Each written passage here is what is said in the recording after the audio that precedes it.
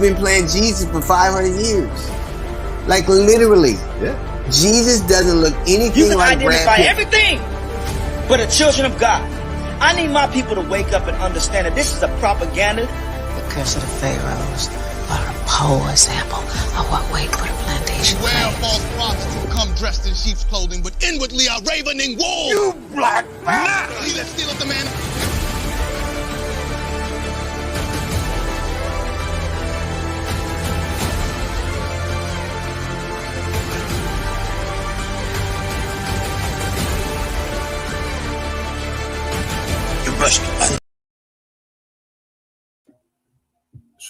Shalom and blessings to all my brothers and sisters, my kinsmen, according to the flesh, who are Israelites, to whom pertain the adoption and the glory and the covenants and the giving of the law and the service of Elohim and the promises, whose are the fathers, and of whom, as concerning the flesh, Mashiach came, who is over all, Elohim blessed forever. Amen. I want to say shalom and blessings to all you brothers and sisters. Welcome to this session that we're having today, the session of fellowship. I got my brother Banya and brother Cleo with us.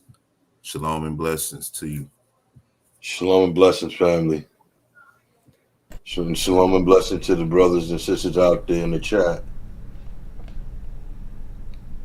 Peace and blessings to the whole house. According to the flesh, those that are called Israelites, the kinsmen and the sons and daughters of Abraham, Isaac, and specifically Jacob, the true people of the book. I bid you hello. I want to thank you, brothers and sisters, for joining in.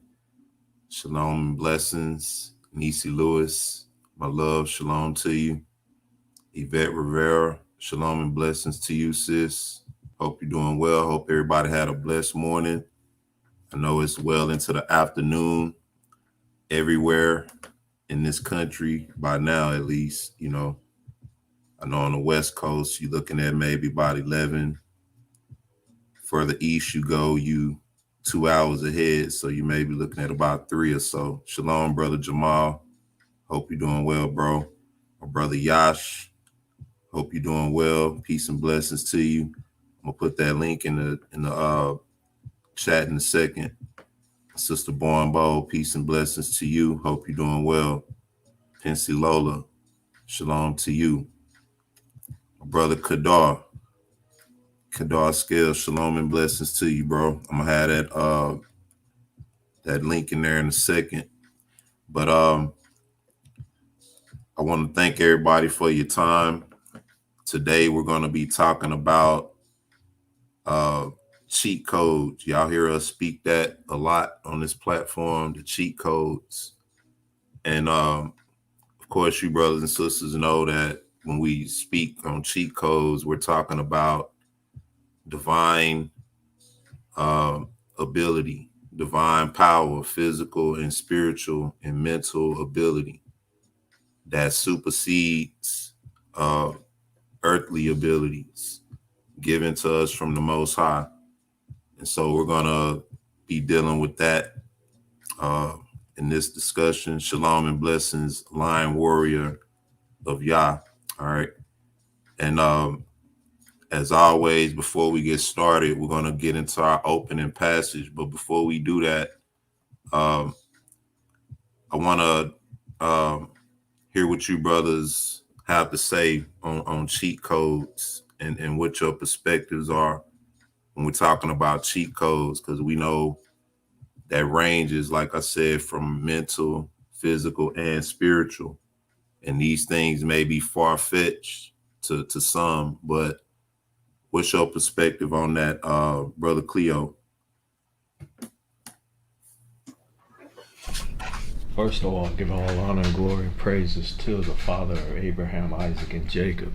My perspective on cheat codes is thus, and I'm going to not look at so much of the historical, but look at the future like I always do. And one of the verses that I love quoting is what Mashiach said when he said, "Greater works than these ye shall do."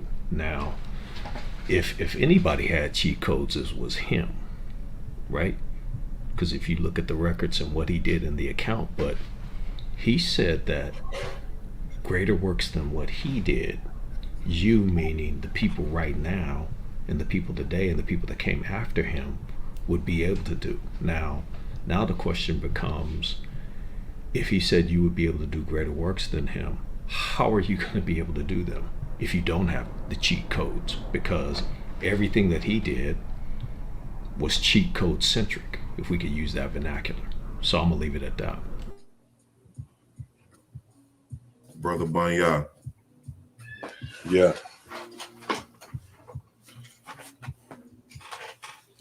Well, my understanding of cheat codes, it encompasses everything that the brother Cleo was saying, but it's also future events. If this ever was a cheat code, immortality is a cheat code. You know, to a certain degree, we have cheat codes now. Everything that we do, it has to be a step above everybody else, just to get an acknowledgement. You know, everything we do has to be greater than anybody else's, just to achieve acknowledgement. But you know, when you look at the things that our people achieve today, whether it be in the sports arena, intellectual arena, or just entertainment, period, we're going above and beyond what other people are doing. You know, I guess that would go ahead. I'm sorry. I mean, I was just going to say, you know, last time you read about the fastest person in the world, or one who's able to jump the highest, or the youngest millionaire, you know, what did they look like? You know, who did they look like? It's interesting. And I guess that would explain why everybody gravitates to us, you know, and everything. Shalom and blessings, our brother Kenneth Wilkerson. Hope you're doing well. Hope you had a blessed morning. Hope you're having a blessed afternoon. Glad you could join in with us. But I guess that would somewhat explain why people gravitate to us and mimic us. And I've always said for a long time that a lot of what they're setting up now is to emulate what we have and slowly weed us out of the equation, if you know what I mean. You know, Absolutely. They that was always their plan to replace us. Even when we look at what people do with cultural appropriation, it's just a microcosm of what they've been doing to us. You know, via Hellenization, Christianity.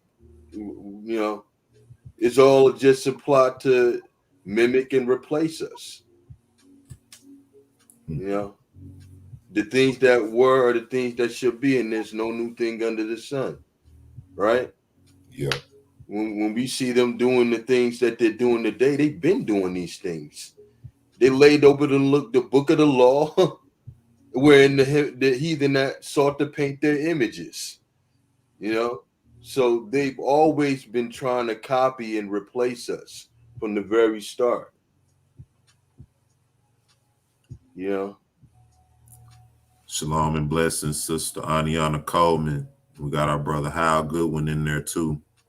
Shalom and blessings. I'm gonna throw that link in the chat in a sec.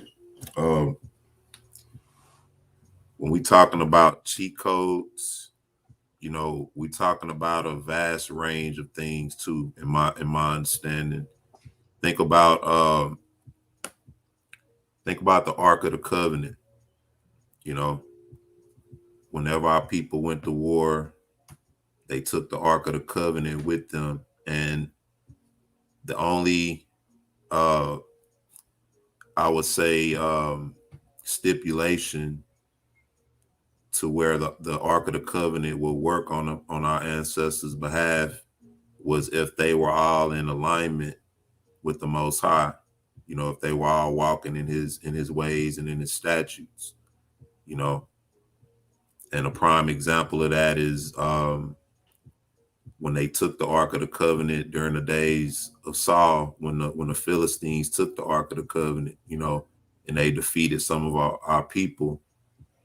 During that time, our people was living wickedly, you know, and they were looking at it as sort of a idol, you know, but it didn't work on their behalf. But when you look on that note, you know, we have things like that in our history that even to this day, you know, people can't really find those things. People still talking about those things, you know, but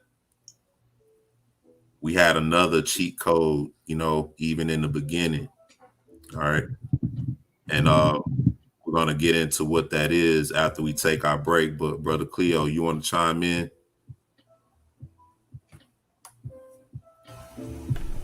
No, I'm good, bro.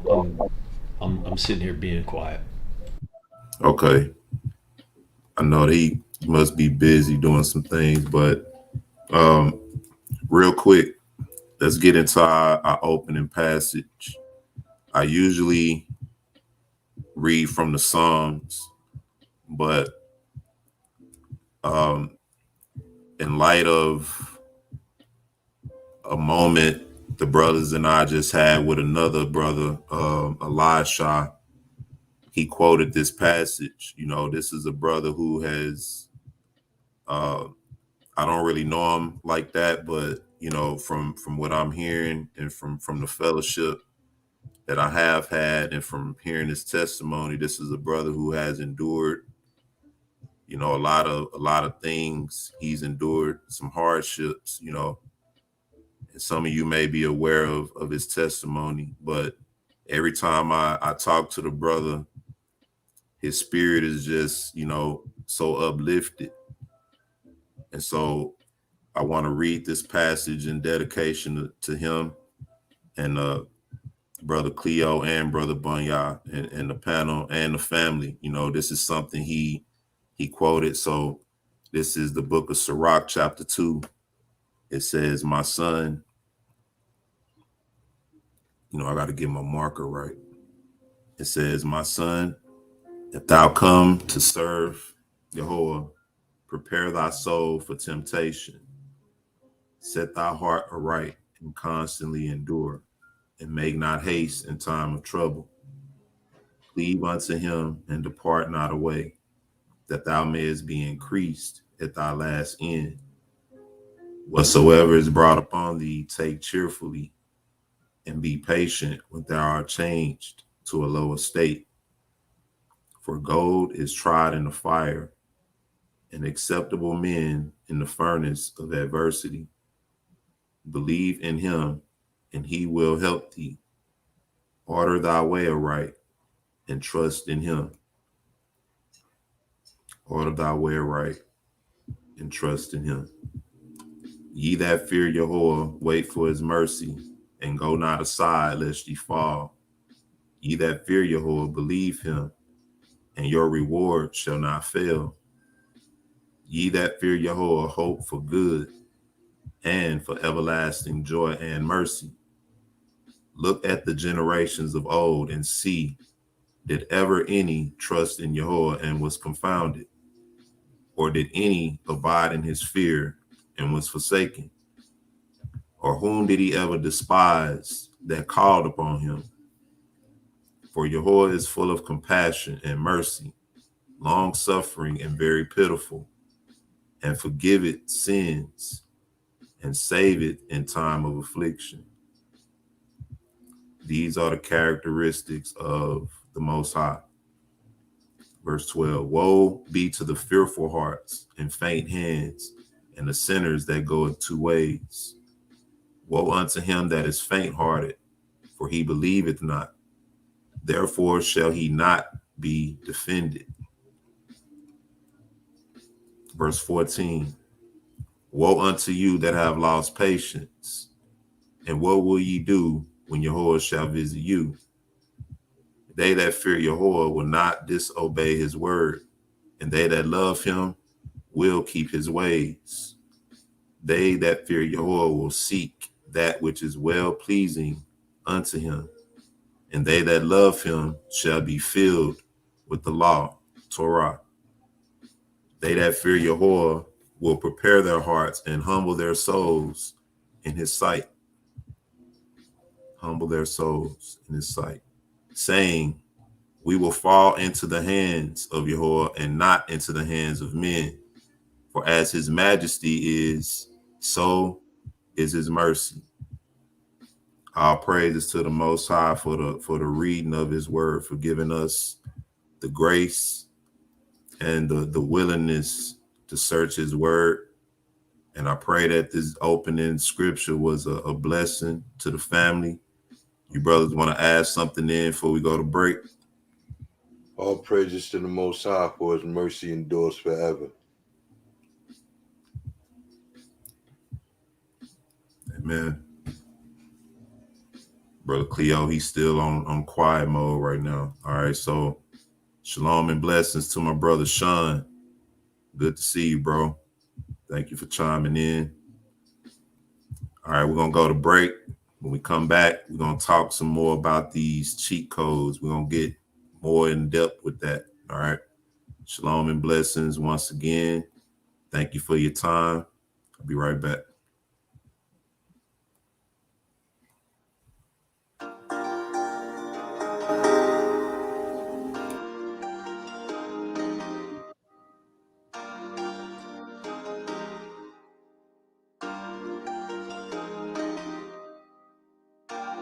Walk around, sister Clyde. Jump off the bed and hit my knees. I had to give the Lord his praise. But let me wake up today. Jumped in the ride and hit the spot. Say what's up to all of G's. Today just might be the day. I gave to my change away. Continue rolling down the block. Get pulled over by the police. I tell you no, I'm not afraid. I know I'm protected by grace. I had to come to a stop with all the drama in the street. Make me feel like I'm not safe, but all I can do is pray. And keep your hope and keep your faith. You know we going back one day, but for now I'm gonna celebrate, cause he made me in his imagery. And now it's back to 6 o'clock, and I ain't even had no sleep. But today was a lovely day. It's the love that you create. From 6 o'clock to 6 o'clock. From 6 o'clock to 6 o'clock. From 6 o'clock to 6 o'clock. Shalom, shalom. Welcome back. Shout out and blessings to Sister SCR. She sent me that track through the email. It's called 6 o'clock. I want to thank you again for that. Brothers and sisters who have music and instrumentals that you want to share with the family, you know, good, clean music, please feel free to send those things via email. Our emails are scrolling across the bottom. All right. You got 3 options. You got the Salt of the Earth at 144gmail.com. You got ebrystore@gmail.com. You got Kadar Scales at hotmail.com. All right. And just FYI, you know, it's probably would be best to use the Salt of the Earth email or the Ebry Store email. You know, Brother Kadar, you know, he's busy a lot of times. So, you know, you can send him there as well, you know, because whatever he gets, he'll let us know. But just so you know, those are the main two you can reach out to. Also, don't forget about Kingdom Conversations Wednesday night. If you missed the show this past week, feel free to go back and check that out. You know, real nice fellowship. Excuse me. And also, don't forget about the prayer Friday night, you know, which is tonight. So we're going to be meeting tonight at 8 p.m., I believe, for the prayer. Brothers and sisters, we'll be glad to see y'all over there. So we're going to get into some of these cheat codes, all right? And I mentioned the Ark of the Covenant before we took a break.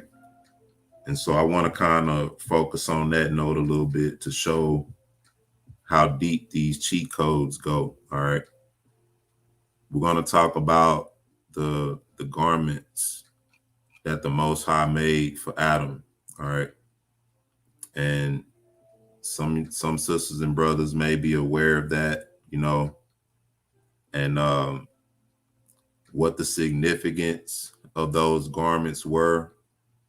I can't really say right off the top, but what we can do is we can go into some history to see what effect those garments had, you know, on those who possess those garments. All right. And this is one more avenue that we're bringing out to show how in depth our history is and how rich it is. You know, if we can read in the Bible, you know, that we most commonly use today and read the things in it, you know, how far-fetched would it be to believe, you know, the things that they left out once we come across them and once we can access them, right? Brother Bunya, you want to chime in?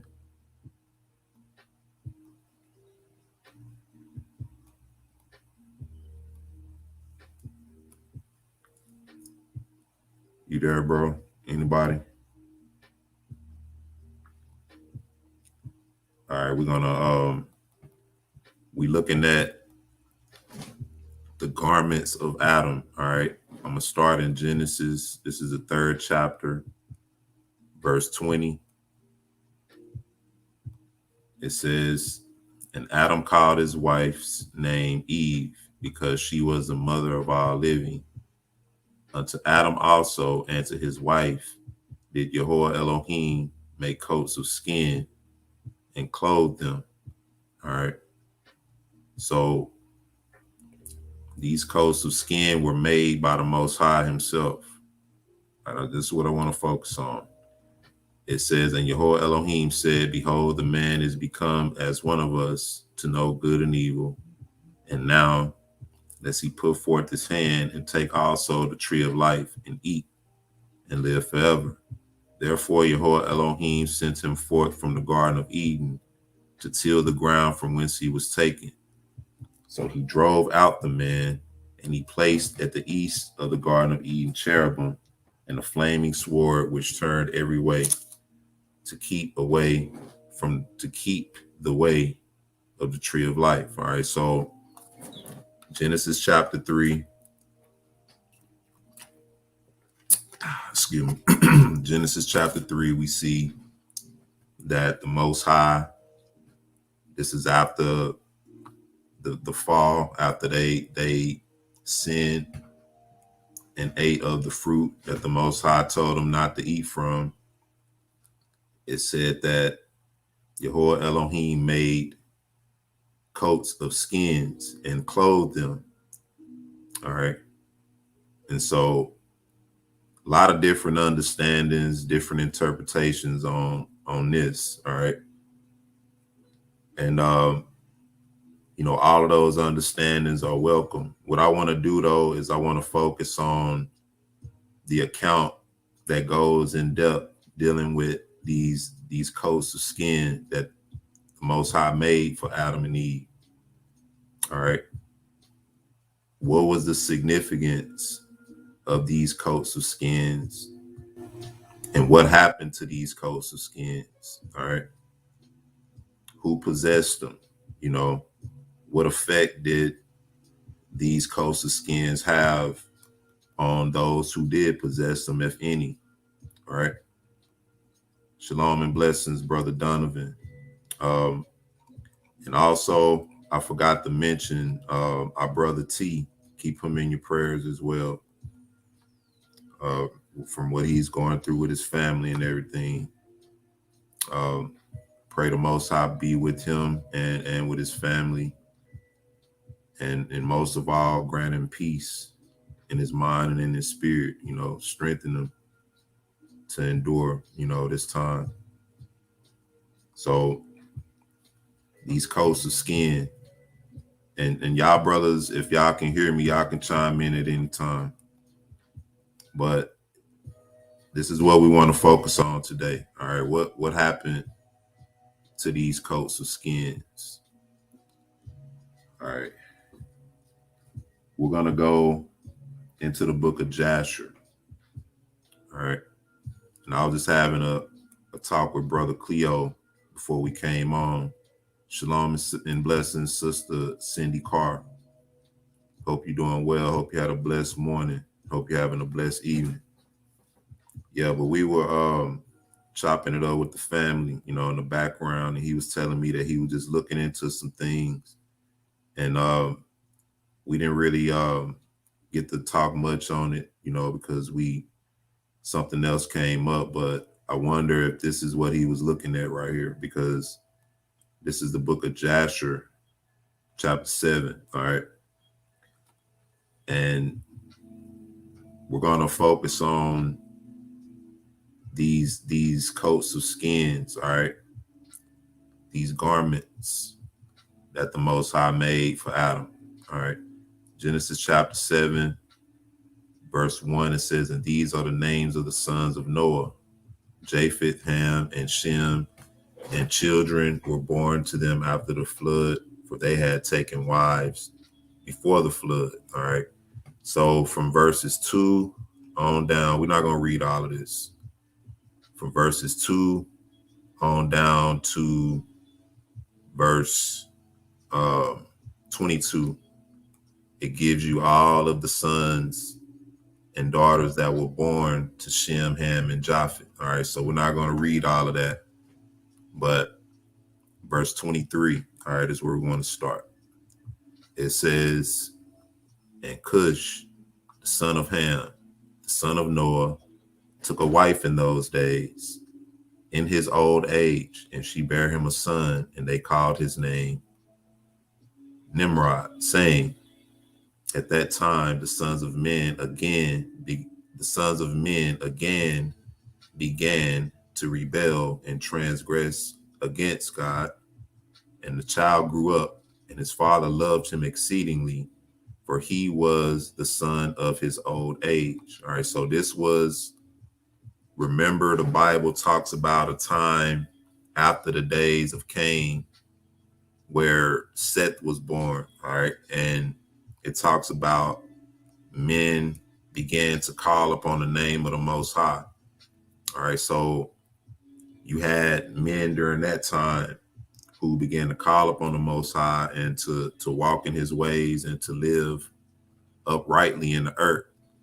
But then once they died off, another generation arose, all right, that transgressed against the Most High. So just like you have now generations that come up, you know, or waves of people who come up calling on the Most High, then that'll die down. Then another generation arise where things will get wicked, you know, and people will forget the Most High. Same thing from the beginning. But during this time, this was during the days of Nimrod, and this was shortly prior to the days of Abraham. So this was a time when it was real wicked in the earth because of idolatry. A lot of idolatry going on. All right. So we're talking about Nimrod. It said, and the garments of skin which God made for Adam and his wife when they went out of the garden were given to Cush. All right. So the garments that the Most High made for Adam and his wife, it says, were given to Cush. Off top, we have to question, why were they given to Cush, or how did Cush end up with these garments? Seeing that if you trace the lineage of Adam from Luke chapter 3, from the time of Christ, it traces all the way back to Adam. All right, so you're dealing with Adam and everybody prior to Jacob being the progenitors of the Israelites. Go ahead, Brother Cleo. And then you have to also ask yourself, and it's a rhetorical question, who is Cush? Absolutely. I actually had another question too. Does it specify what those skins were made of? But what those skins were? No. Because when you say skin, it doesn't necessarily mean of an animal origin. It doesn't even mean it doesn't really actually mean organic either. Skin could be just covering. It could be anything. It could be armor. It could be all types of different things. Unknown. It's unknown. So that's why I'm curious of what was those skins actually made of. The most important skin of what? Well, the most important thing was who it was made by to me, and then secondly, what is it? Because as you gain understanding, you'll see that I'll just leave it. I'll leave it to the brother. Let him go. Yeah, it's interesting, but I'm gonna close my mic down and let you finish. Yeah, those are some pertinent questions to ask, because just like nobody knows how the Most High made man, we know that the Most High made man from the dust of the ground. We know he had to add some water in there. It's just like when you go to the store and you buy a package or a product, the ingredients that they give you on the back are not necessarily the actual ingredients that they put in the product. These are just byproducts of things that they don't want you to know that they put into the product.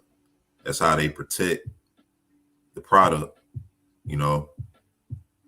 But as far as these garments go, we know that the Most High made them. And from that alone, they had to have a incorruptible nature to those garments. But these garments were given to Cush. So we got to find out why these garments was given to Cush, all right, and not given to one of the sons of Shem, because Cush wasn't one of the sons of Shem, right? You need some dramatic music playing right now. Look, I told Brother Bunya I'm gonna have to work on my sound effects, man.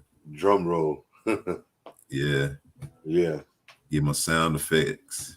But let's check it out. Shalom and Blessings, Yehovah daughters of Zion. Hope you're doing well today. Hope you had a blessed morning and having a blessed afternoon. Hope all y'all are, man. I'm glad to have y'all in the fellowship. Let's check this out. Verse 25. It says, "For after the death of Adam and his wife, the garments were given to Enoch, the son of Jared. And when Enoch was taken up to God, he gave them to Methuselah, his son.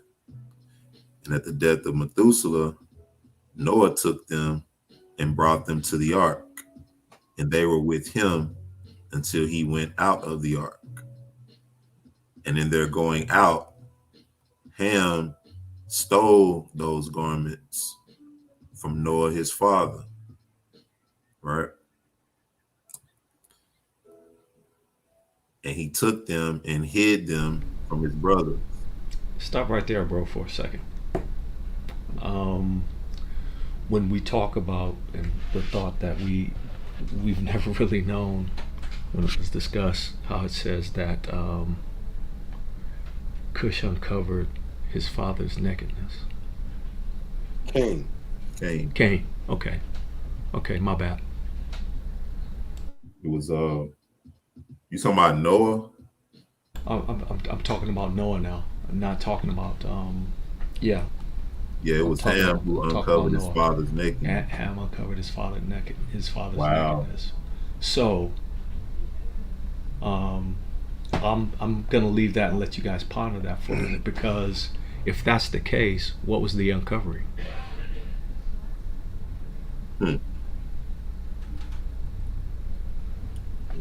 Because everybody's been debating about that, what the uncovering was, whether it be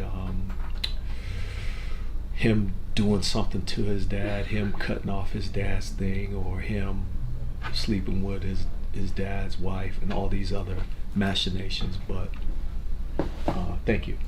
Layer this on top of it and ponder this, what you just read.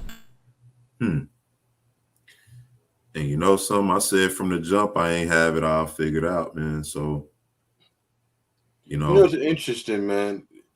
It says that Noah was drunk and he was naked. Now, I mean, I don't know why one would be naked from being drunk. I think it and I'm just, this is just all conjecture, but a part of him being drunk had to be something to do with his garment being stolen. Aha. I think that's what he was sort of alluding to, maybe. And that's what I'm seeing. I'm seeing that Noah had those garments on. He possessed them, so he had them on, and so I think that's what it's saying by that. I think the physical part that he talked about is something that they want us to allude to throw us off. And that's exactly the brother Hal said something too. She said, I think what happened is Canaan uncovered his father's nakedness, and Ham saw it.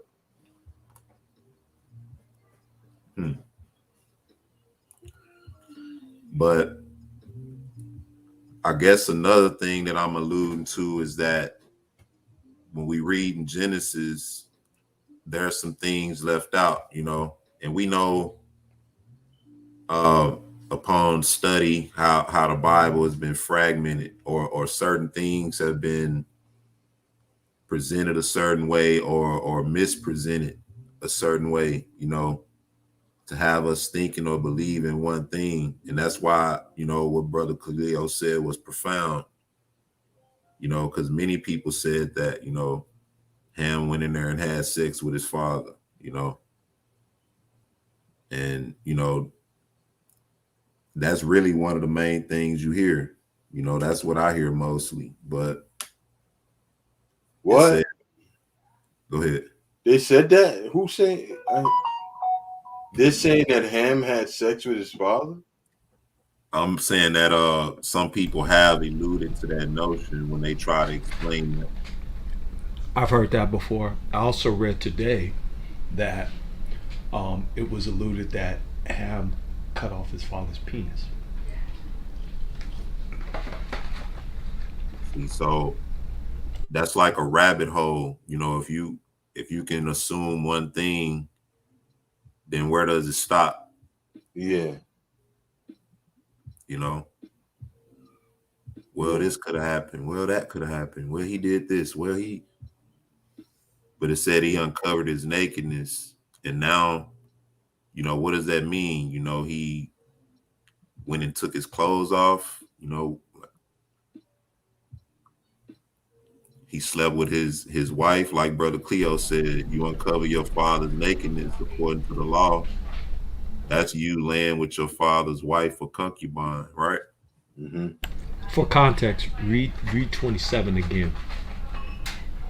It says, and in their going out, Ham stole those garments from Noah his father, and he took them and hid them from his brothers. So what this tells you was this didn't happen after they was out. This happened while they were leaving the ark. He stole the garments. So this really doesn't have anything to do with the situation with Canaan. Canaan. While they was leaving the ark, he stole the garments and hid it from his brothers. So this is a whole other separate situation from when Canaan uncovered his nakedness. And it says in 26, and at the death of Methuselah, Noah took them and brought them to the ark, and they were with him until he went out of the ark. So he went out of the ark.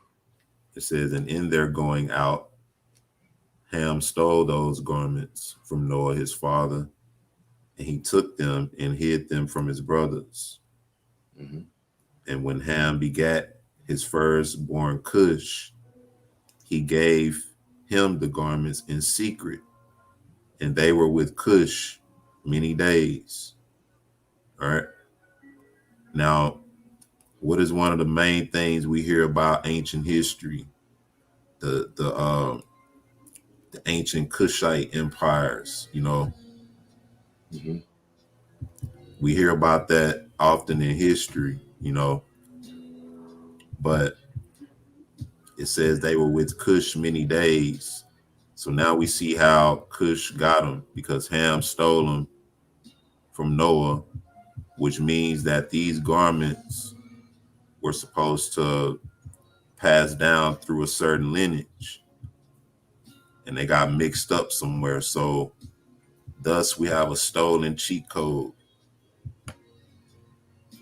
All right. Now, do I believe these garments have some significance today? I believe so.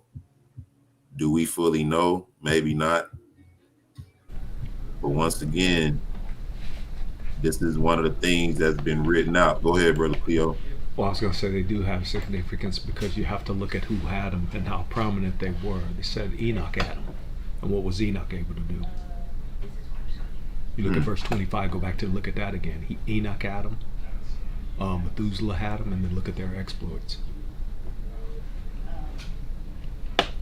Yeah. It said Enoch was taken up by God, and he gave them to Methuselah, his son.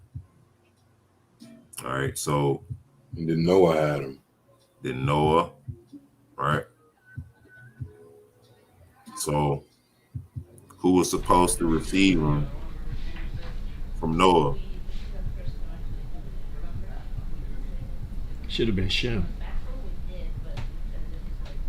I would agree with that. Who was the older of the three? Yeah. Was Shem the oldest? He's named first, but I believe in this account, was Ham the oldest according to this account? Donovan says Shem is older. Shem. So if Shem was older, rightfully it would have belonged to Shem. Shalom, Brother Dion. I saw the work you did through the messenger. We're gonna be working on that too. Want to thank you for that. Appreciate that, brother Dion. He say Shem is older. And the Okay. brother Hal Goodwin says Japheth is the Japheth elder is of Shem. Japheth is the oldest. Okay. Okay, so Japheth was the oldest. Yep. All right. So once they got to Noah, you got some saying Japheth is the older, some saying he the middle. Japheth is the middle.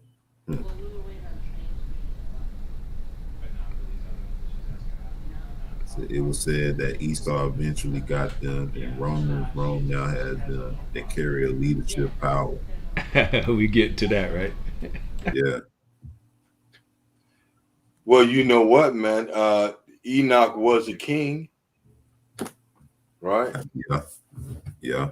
So I mean, with all these rulers, the common denominator is that garment.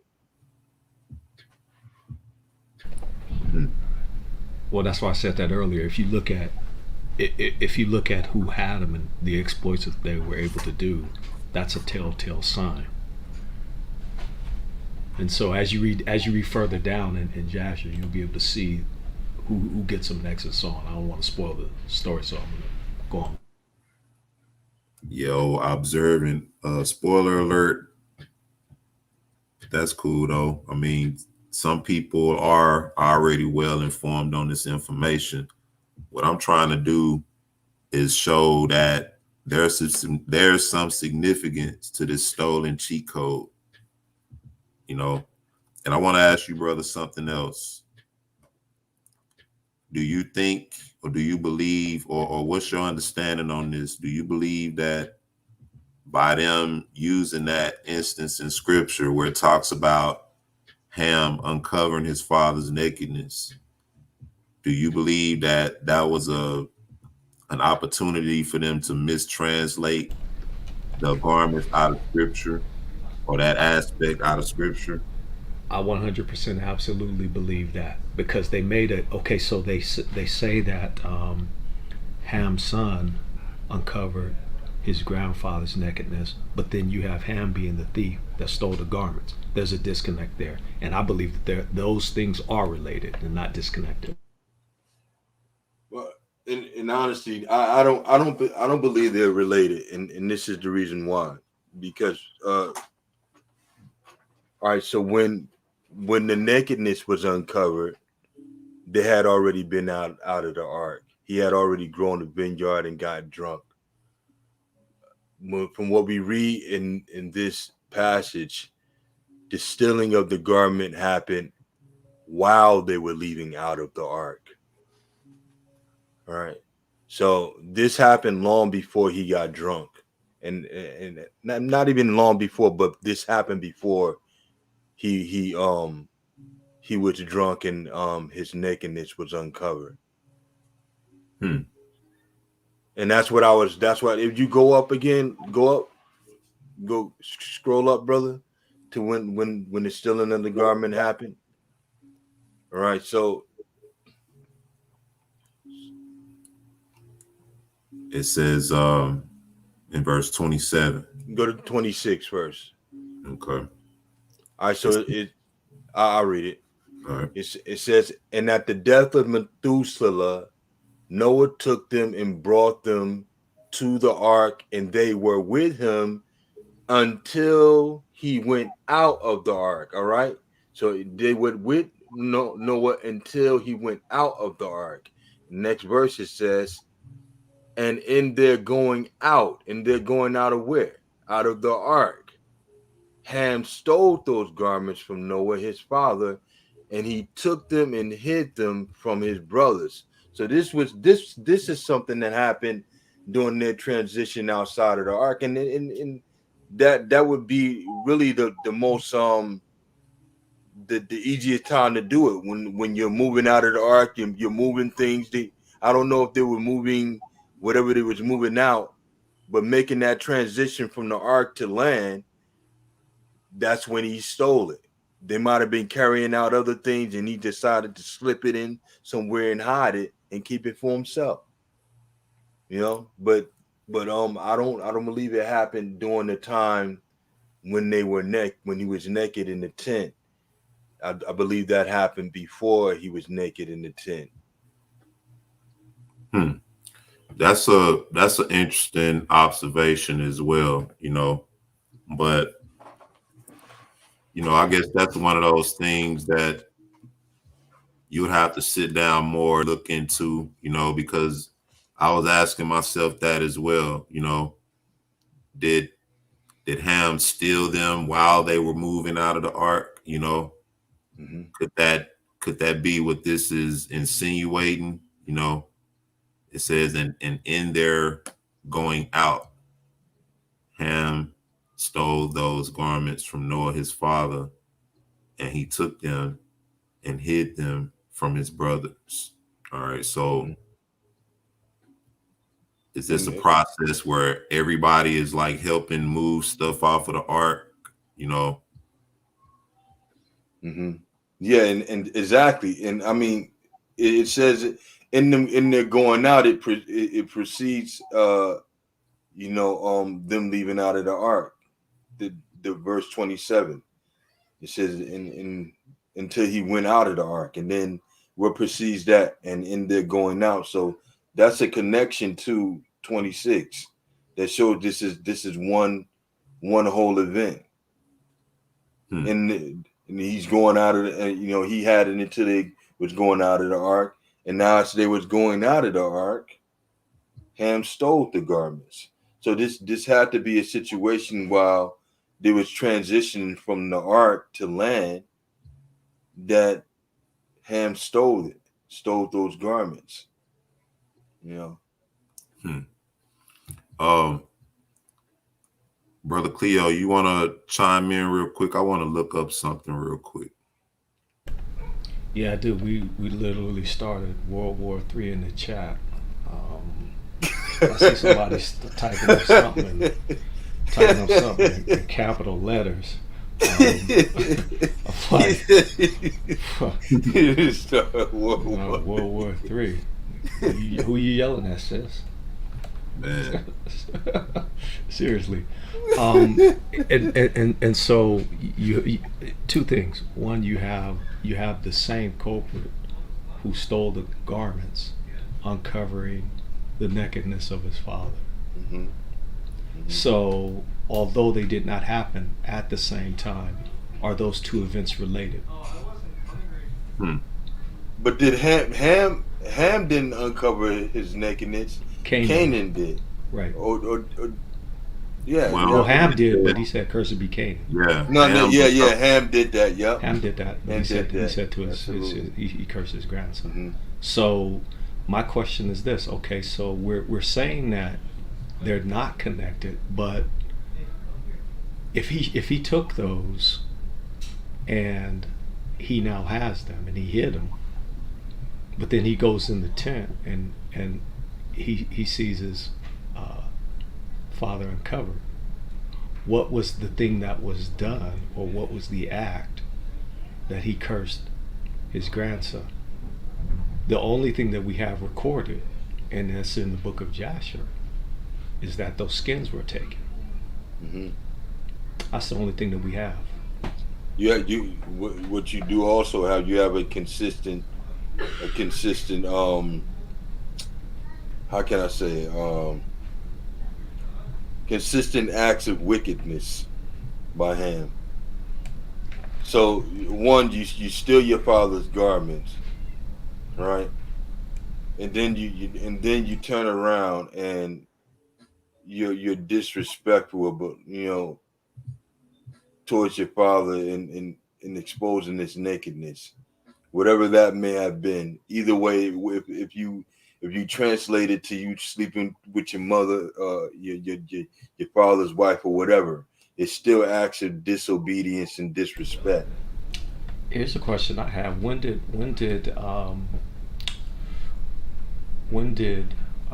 his father find out that he didn't have his garments?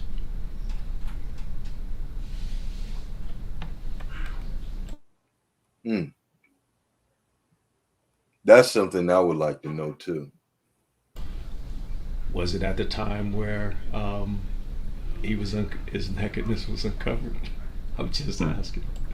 And let me say something. Anayana Coleman, I asked you a question in something that you submitted in one of the streams that we did, so you can respond to that via email if you'd like. I'm not going to put you on blast, but you please respond to that via email so that we can get better. Let's check this. Let's check something out real quick. This is Jubilees, the account of Noah when he planted the vineyard and everything and made the wine. It says,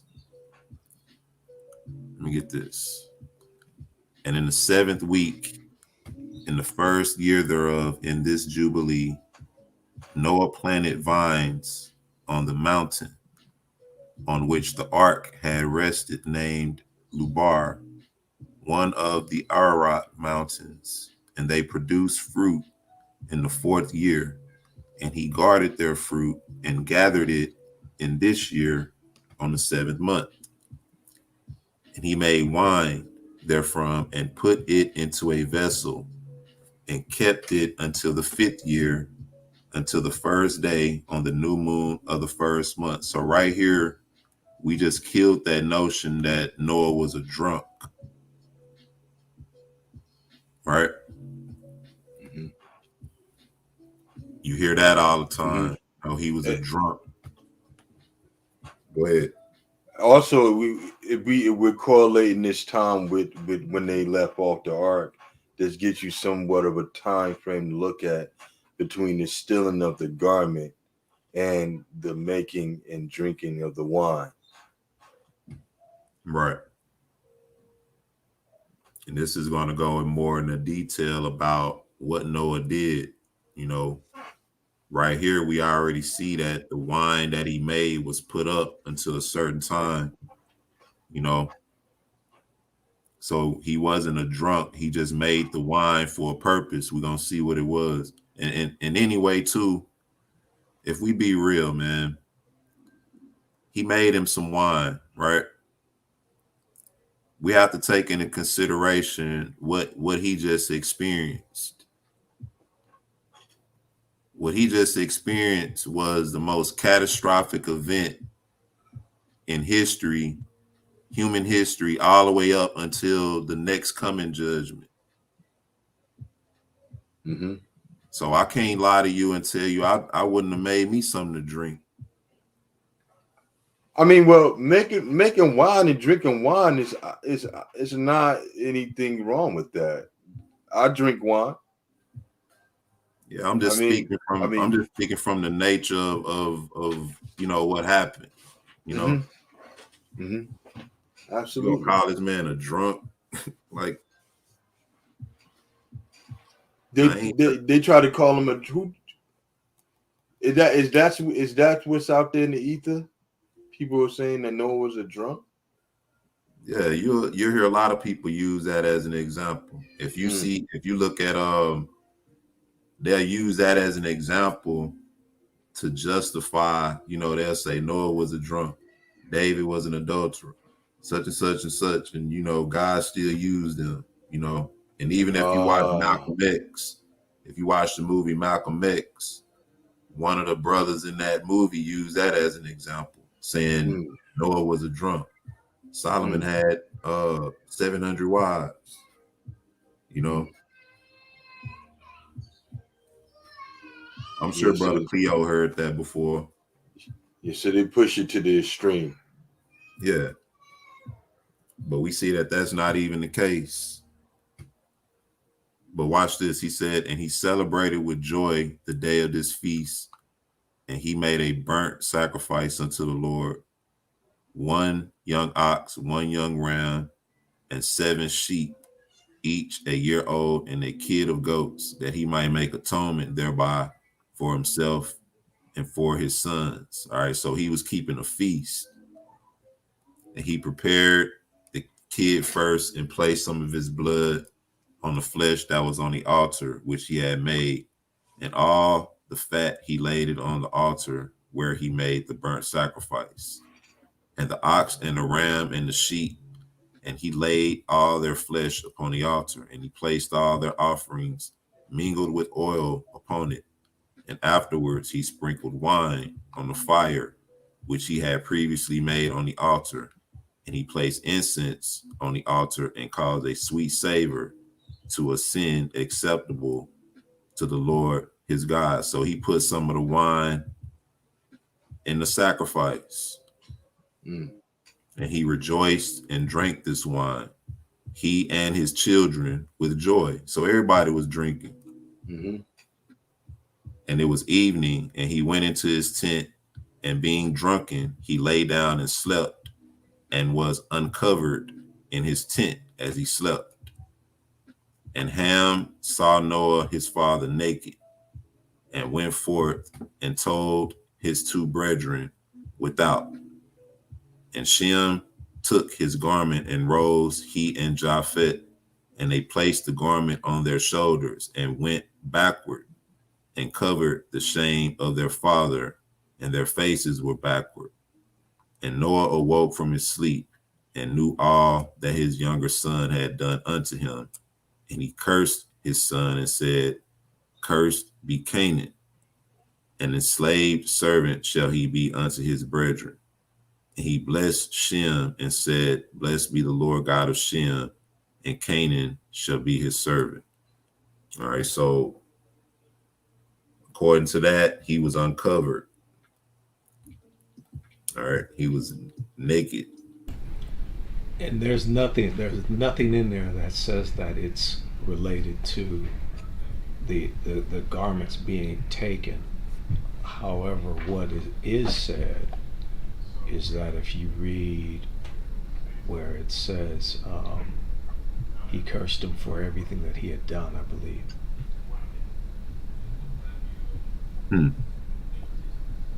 So Sean has a good question too. Why curse Canaan and not Cush? Okay, but before we go that, let me read 10 again. And Noah woke from his sleep and knew all that his younger son had done unto him, and he cursed his son and said, Cursed be Canaan. So the question now becomes, like the question I asked earlier,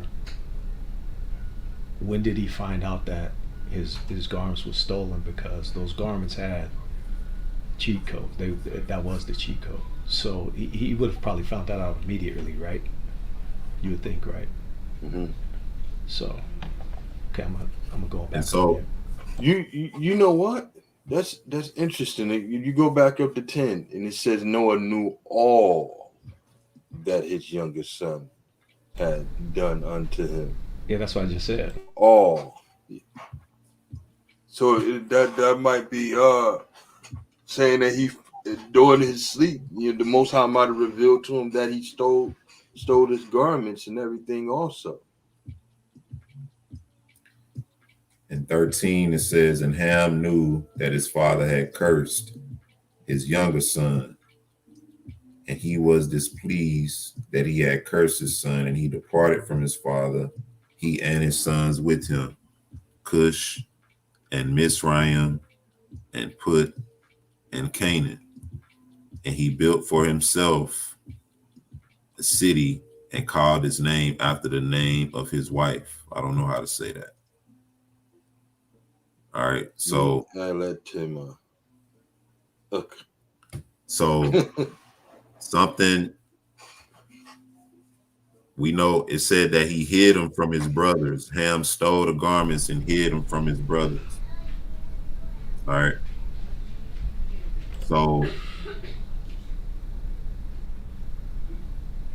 I don't know if Noah knew during that time, that Ham had stolen the garments, but when it said he woke up, he knew all that Ham had done to him. But then it says, Cursed be Canaan, but then it says Ham went away from his father's house after that. All right, so Let me see.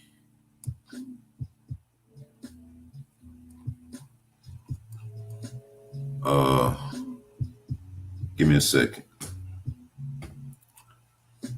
This is the wrong book. All right, this is where we are. Jasher.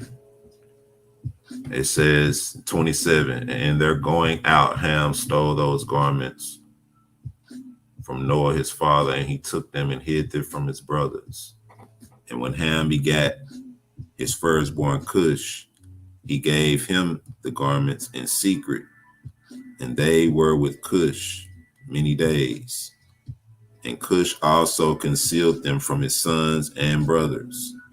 And when Cush had begotten Nimrod, he gave him those garments through his love for him. And Nimrod grew up, and when he was 20 years old, he put on those garments. All right, so now this puts us in a mindset of something different, you know, because we've all seen those movies where, let's say, the sacred ring is stolen, you know, or some sacred is hidden, and you have opposing forces seeking for this one thing, you know. You have the evil and the good seeking for this one source of power, and whatever it is, once they obtain it, then whatever side obtains that thing is going to have the power. You see what I'm saying?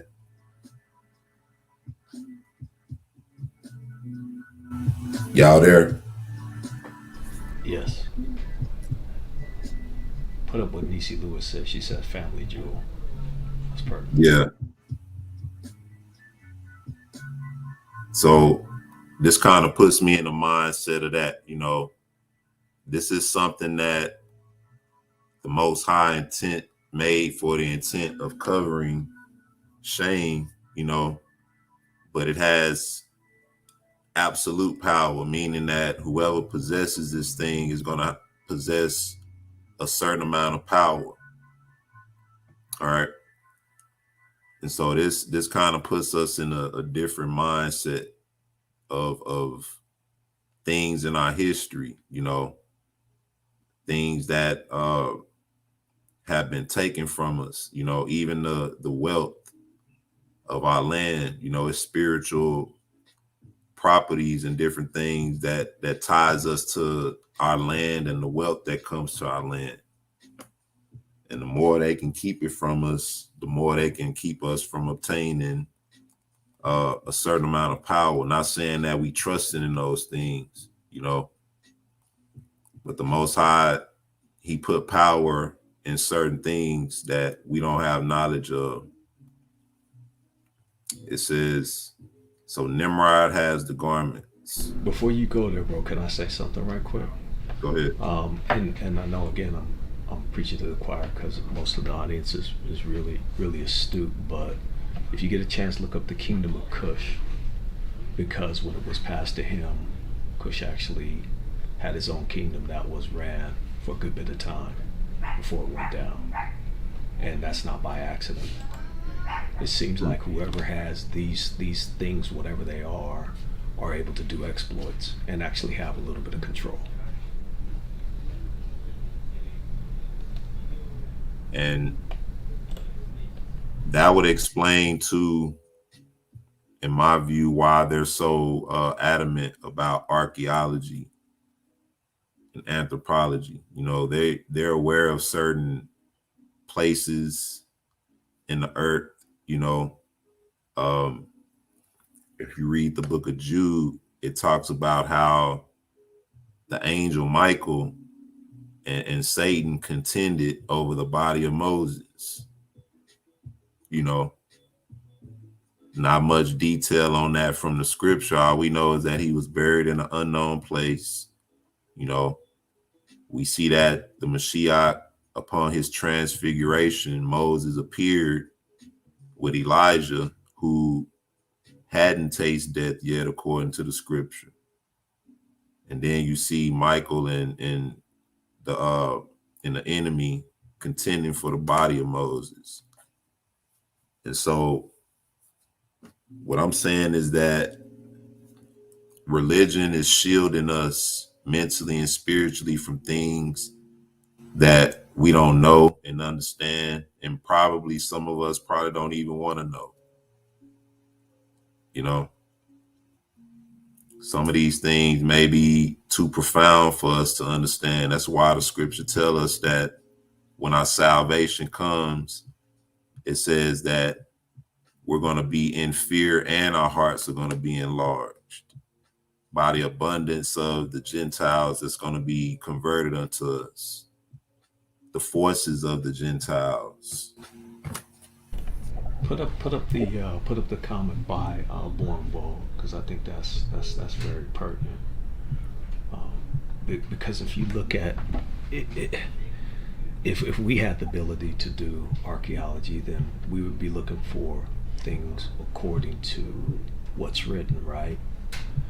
They've had a head start. They've been doing this. So things such as the Uman and the Thummim, you don't think that that's in someone's possession, nor or is it real also, right? You know, once again, and that's one of the things the Most High pointed out. He said, "You took my silver and my gold and my goodly pleasant things and put them into your temples," right? So the Most High, I believe the Most High created sacred locations in the earth, you know, and there are sacred things that the Most High had created, you know, like the Ark of the Covenant. You know, you got observe and deprogram. Say they still looking for it. Well, something to that is that whoever has it or finds it, if the same power exists in it, they wouldn't be able to touch it or use it if the power is still contained in it, right? Because we know what happened when the brother tried to touch it to keep it from falling, what happened to him, and he was one of you. We also know what happened to it when the Philistines took it and put it in their temple. You know, Most High wasn't having it. He wreaked havoc on their land because of that. So, you know, when it comes to that, stuff like that, and that's a good point, you know, it's not going to work just for anybody. And even for our people, it's not going to work unless we're walking uprightly and walking in the Most High's ways, which our people weren't doing during that time. That's why they were even able to take it. And even when they transported it back, like you said, you know, they didn't transport it back the right way and somebody lost their life as a result of it. It's only a certain group of Levites who are appointed to transfer the ark, and nobody else is supposed to touch it. You know, anybody else touch it, bam, you out of there. And that was different from, obviously, from these skins that were made, because they weren't made specifically for you and me. They were just made to cover, if you look at it, they were made to cover or be used by Adam and Eve, but it doesn't preclude that anyone in humanity can use them, because that's pretty obvious if you look throughout history. Who has been seen to have had them have been able to pretty much either do real good or real evil. Right. Shalom and blessings, prisoner of hope. Hope you're doing well today. Hope you had a blessed morning. Hope you're having a blessed afternoon. Thank you for chiming in with us. We're talking about these cheat codes and the levels, you know, to the things that the Most High created, you know. And like I said, this is not, the point of this is not to take anybody away from anything. This is just another aspect of our history that we're captivated by. You know, I don't believe anything is original.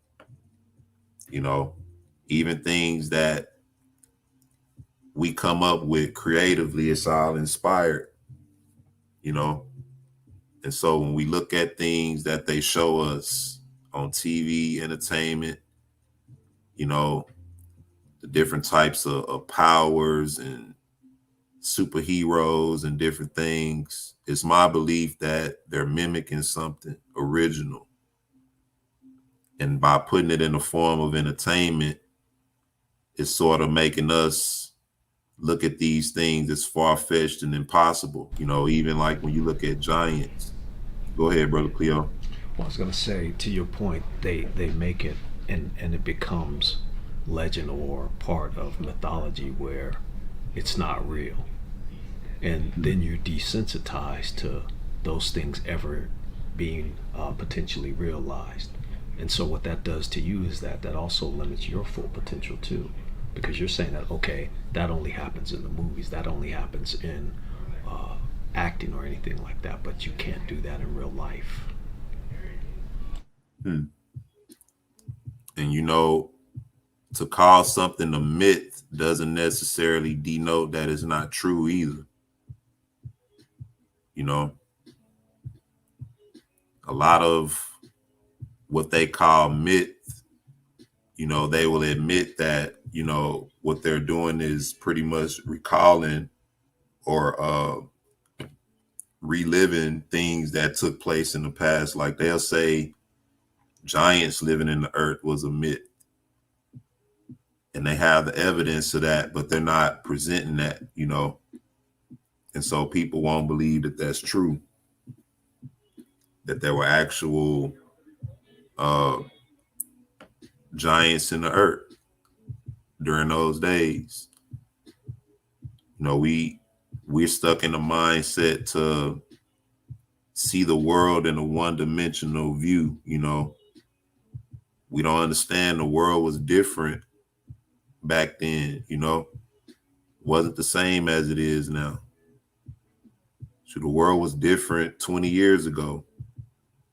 You know, the only thing that remained consistent is the spirits and the types of people that come and go throughout the ages. But the world ain't the same. Can I share my screen just to illustrate that? Absolutely. Okay.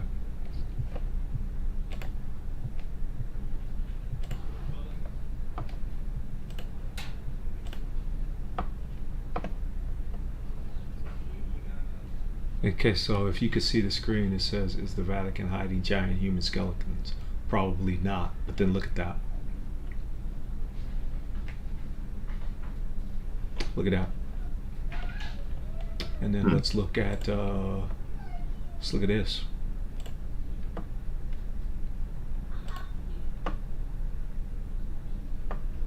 Mind you, these have been found all over the earth. Okay, so anybody telling you that there's never been such thing as that, then what is this? And some people say that that's a hoax, and you know, but imagine reading one of them a bedtime story, right? They'll tell you it's a hoax. Oh, that's made up, that's Photoshop. Well, why they finding so many of them? Don't you know they found enough of those things to, if those things would have come alive, they'll have their own civilization. That's how many they found. And they'll be eating humans as hors d'oeuvres. Hors d'oeuvres. I mean, you can't have that many coincidences, but check this out. We know Nimrod got the garments, right? So, and Nimrod became strong when he put on the garments, and it says, and God gave him might and strength, and he was with and he was a mighty hunter in the earth. Yea, he was a mighty hunter in the field, and he hunted the animals, and he built altars, and he offered upon them the animals before the Lord. And Nimrod strengthened himself, and he rose up from amongst his brethren, and he fought the battles of his brethren against all their enemies round about. And the Lord delivered all the enemies of his brethren in his hands, and God prospered him from time to time in his battles, and he reigned upon the earth. Therefore it became current in those days, when a man ushered forth those that had trained up for battle, he would say unto them, like God did to Nimrod, who was a mighty hunter in the earth, who succeeded in the battles and prevailed against his brethren, and he delivered them from the hands of their enemies. So may God strengthen us and deliver us this day. And when Nimrod was 40 years old, at that time there was war between his brethren and the children of Japhet, so that they were in the power of their enemies. All right, so just going into more detail about him prospering in the earth, and then it's going to go into detail about how all the people came and bowed before Nimrod. All right, and because of that, his heart got puffed up, and he started to bring in idolatry and cause the people to fear him and to worship him. And it goes into detail about the time of Abraham, when Abraham was born. And when Abraham was born, the seers and the what you call them, the magic people for Nimrod, you know, they saw a star in the heavens, and when they saw that star, they came to the understanding that that star represented Abraham being born, and how Abraham would rise up in the earth, and how his sons in the last days would subdue many kings and rule over the earth. And so they went and told Nimrod about it. And during this time, Nimrod had elevated Terah, Abraham's father. And so he brought Terah before him, and he basically was afraid of that vision. So because he was afraid of that vision, he told Terah that he would give him a sum of money to give him his child so that he could kill him, because he didn't want that prophecy to come to pass. And so Terah, of course, tried to get out of it. Nimrod got upset and gave him a certain amount of time to deliver on it. And so what Terah did was he went and took a newborn from one of his servants and brought it to Nimrod, and Nimrod killed the newborn, thinking that he killed Abraham. And so that's how during that time Abraham grew. And later on is when Nimrod realized that he was deceived by Terah. All right, but I want to skip, you know, that's just a quick summation of that. I want to skip to what happened. Before you do that, can we read 46 and 47 just for context? Because this is going to be interesting. Yeah, go back and read 46 and 47. It says, and all the earth was of one tongue and words of union. But Nimrod did not go in the ways of the Lord, and he was more wicked than all the men that were before him, from the days of the flood unto those days. And he made gods of wood and stone, and he bowed down to them, and he rebelled against the Lord, and taught all his subjects and the people of the earth his wicked ways. And Mardon, his son, was more wicked than his father. And the key part to that is that he made gods of wood and stone. Not to mention all the other foolishness he was doing, but you've heard the phrase worshiping or gods of wood and of stone. Now you know where it originated from. It says he made gods of wood and stone, and he bowed down to them. Now, when you read the law, what does it say? It said, don't make any graven image, right? Then it says, ye shall not bow down to them nor worship them, right after that. And he knew this too. And this is the same order that he broke. He made it, then he bowed down and worshiped it. Then it says, and he rebelled against the Lord and taught all his subjects and the people of the earth his wicked ways. And Mardon, his son, was more wicked than his father. All right, so let's break off real quick. When I come back, we're gonna get into what happened to the garments. All right, Nimrod has the garments now, and so Nimrod, of course, we know he fell into wickedness, idolatry. Hold on one second.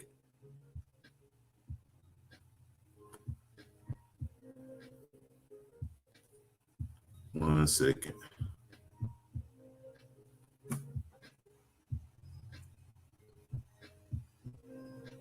Y'all keep them warmed up. I'm gonna check on something real quick. Hold on.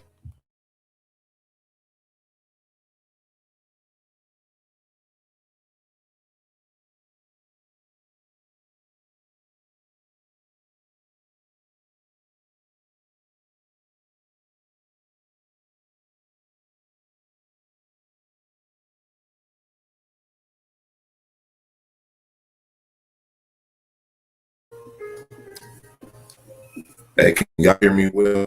Can y'all hear me good? Yeah, you coming in good. You want to turn the music up? Turn it up. We can't hear it barely. It's barely coming up. Yeah, pardon me if I'm not speaking, brother. I'm on the phone with this doctor. Okay.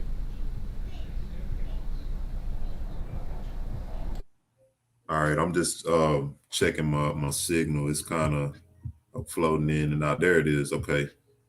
Let me take a break, and we'll come back. We're gonna look at what happened to the garments from Nimrod. All right. What did he do with them? We know he ruled. All right. But what happened with him from there? We're gonna see who ended up with the garment. All right. No spoiler alert, but the zigzag man got him. Yep. He sure did. We're gonna see what he did with him too. All right. Once again, shalom and blessings. Thank y'all, brothers and sisters, for joining in. We'll be right back.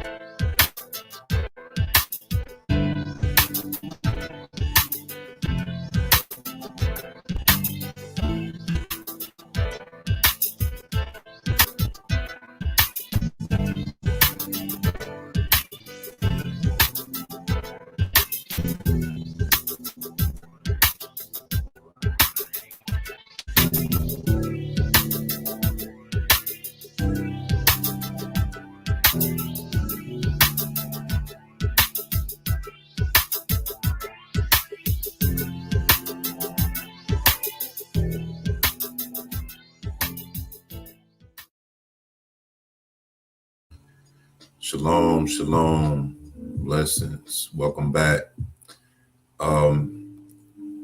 Real quick, once again, don't forget about our Kingdom Conversations, Wednesday nights, 8 p.m., hosted by our brother Cleo. All right.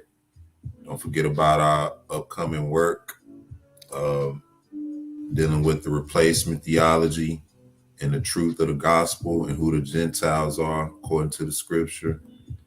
I'll be on the lookout for that as well. Friday night, which is tonight, prayer. Look forward to seeing you brothers and sisters joining in on that. Bring your request as well, your prayer requests. If you got any other passages or anything you want to dedicate, feel free as well. Usually the prayers are kind of short, so brothers and sisters can, kind of rest up and relax, but in any case, if you want to bring something or have something you want to bring forth, feel free to do so. Talking about cheat codes, all right? And I already see some of y'all in the chat, spoilers. I ain't gonna tell, I'm calling them names rather. Yeah, I was gonna say something, but I was typing something up, but I said no, I'm not gonna even do that. But I'm gonna say what I always say. All of y'all in the chat need to get saved, because y'all don't have Jesus, so you need to get the zigzag man in your life right now. Man, I saw a shirt on sale that said y'all need Jesus and a hat to match.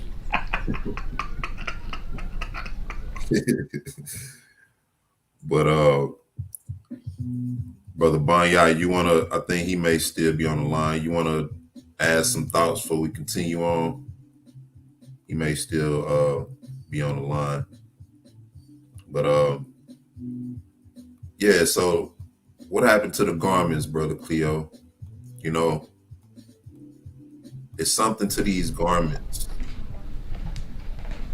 It's and you put it, it's so profound that I was even looking at, I was doing some other studying on some other stuff that somebody had sent to me, and I was looking at this particular thing earlier today, and I'm like, wow. And the brother gonna go into it, but the whole idea of cheat codes, right? I think that we need to be open but careful, but not scared at the same time, right? Yeah.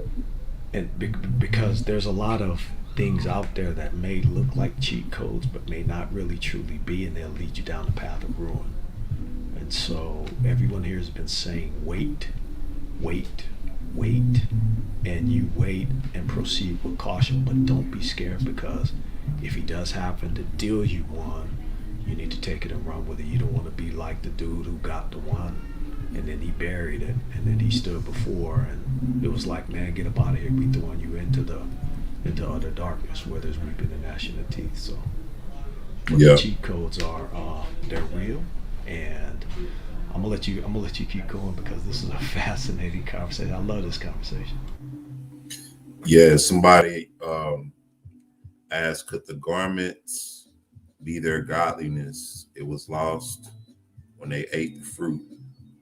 So he replaced it physically. It is what gave them strength, knowledge, and ability to keep the land, raise family, catch food, basically survive without being taught, or have the innate ability to still survive and live in that condition. That's a good point as well. Could be, we know that he had ability and knowledge of the land, prior to that, but after they sinned, of course, now you have to go into another form of knowledge. Now you have to, instead of having things prepared for you, now you have to learn how to, do things from the ground up. You know what I mean? When we read about the garden, yeah, Adam, he tilled the land, you know what I mean? But he had everything given to him. He was pretty much guarding, you know, the area of land that the Most High gave him. But after he sinned, you know, that brought a certain base state over them, I believe, and that started to transition through humanity throughout time, you know. And so that's a good point, though. Something to consider, something to think about. Let's see. He said Esau probably took it in probably the same garment.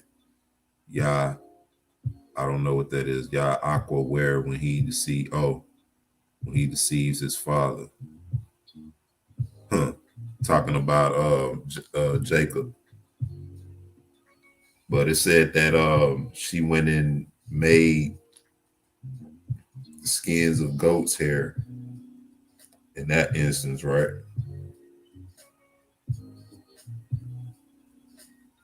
So I don't know if that would be the same. Let me see. Shalom and Blessings, son of Jacob. But let's get into this. 27. It says, and Esau at that time, after the death of Abraham, frequently went in the field to hunt.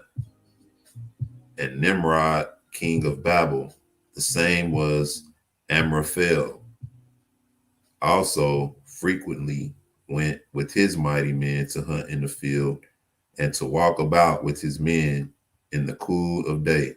All right, so he used to go out in the field and chill with his homies, go out there and hunt and chill. All right, and Esau used to go out there too and hunt.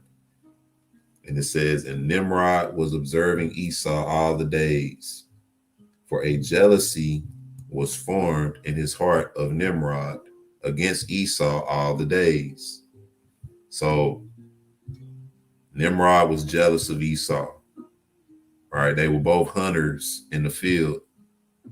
All right, so Nimrod saw him, and Nimrod was jealous of him. And it says, on a certain day, Esau went in the field to hunt, and he found Nimrod walking in the wilderness with his 2 men, and all his mighty men and his people were with him in the wilderness, but they removed at a distance from him.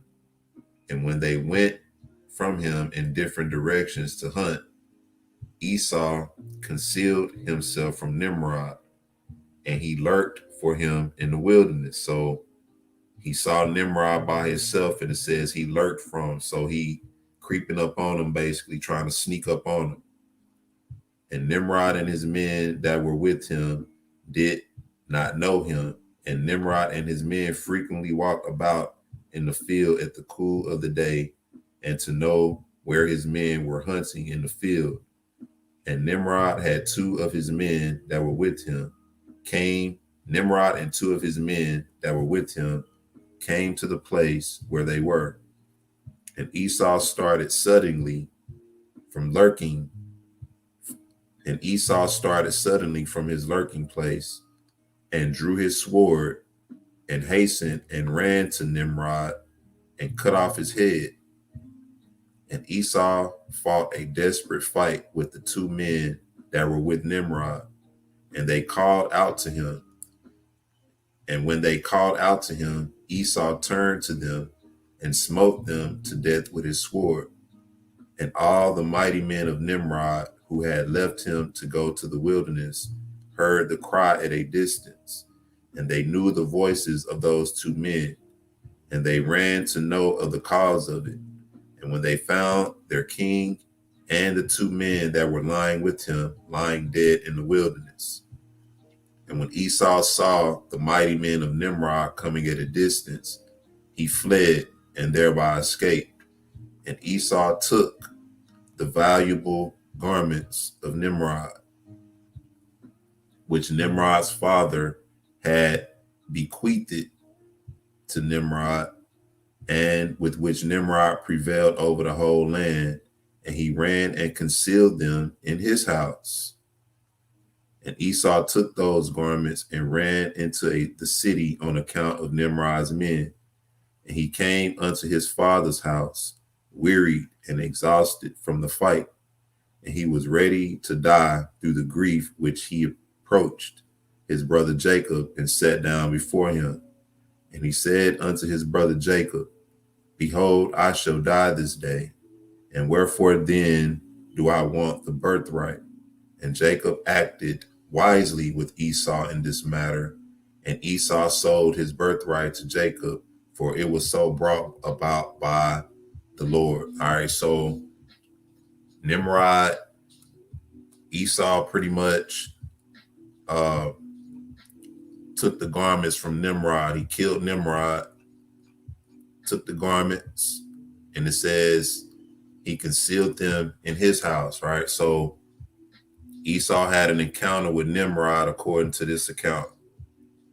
All right, and in this encounter, he slew Nimrod and two of his men and had to fight off some more, or said he fled from them, right?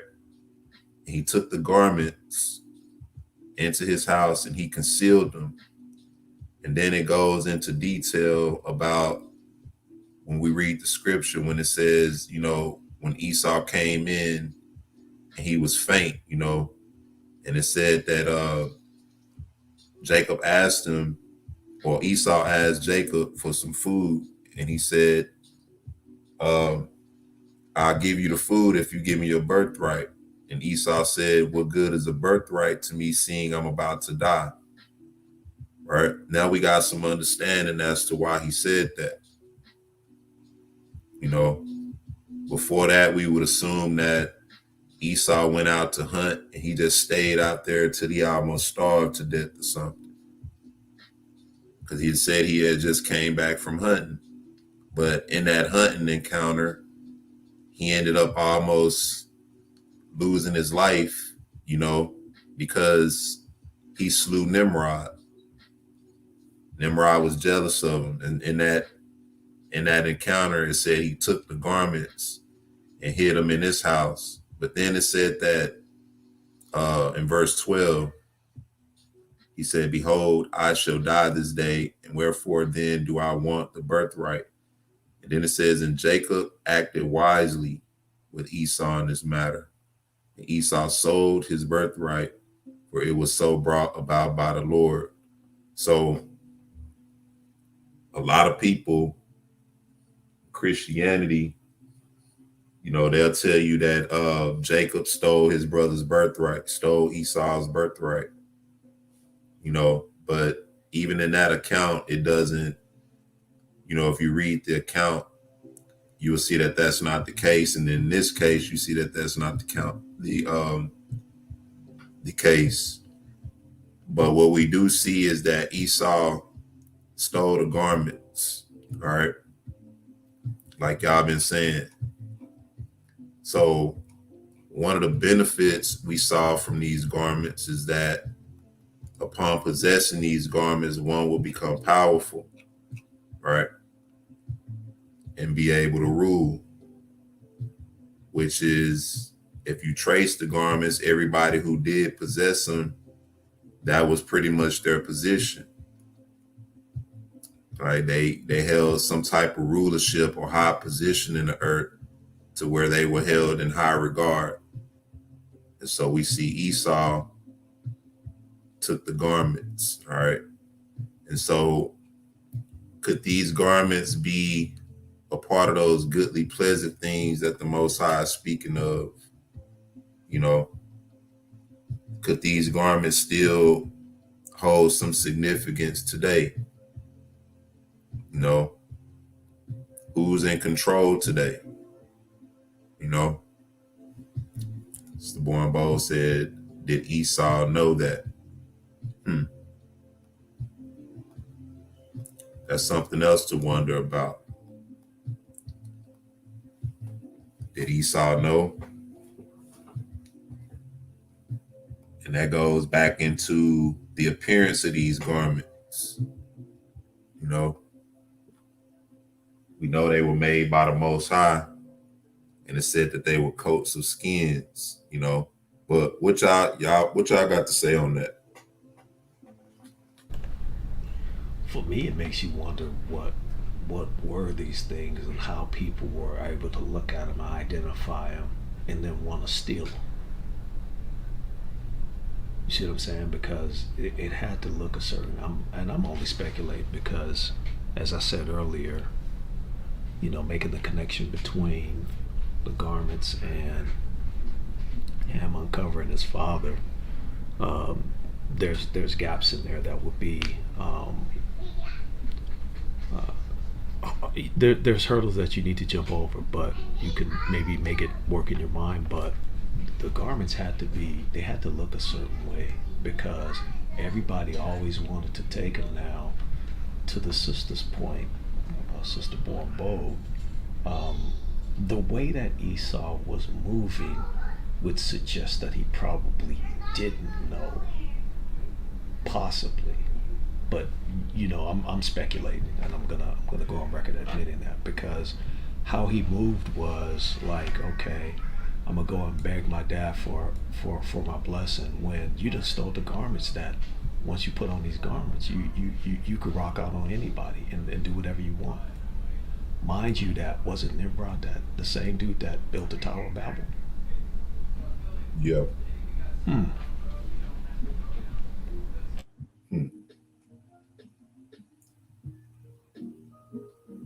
Brother Bunya, you there? I think he might still be on the call. Let's do this. Let's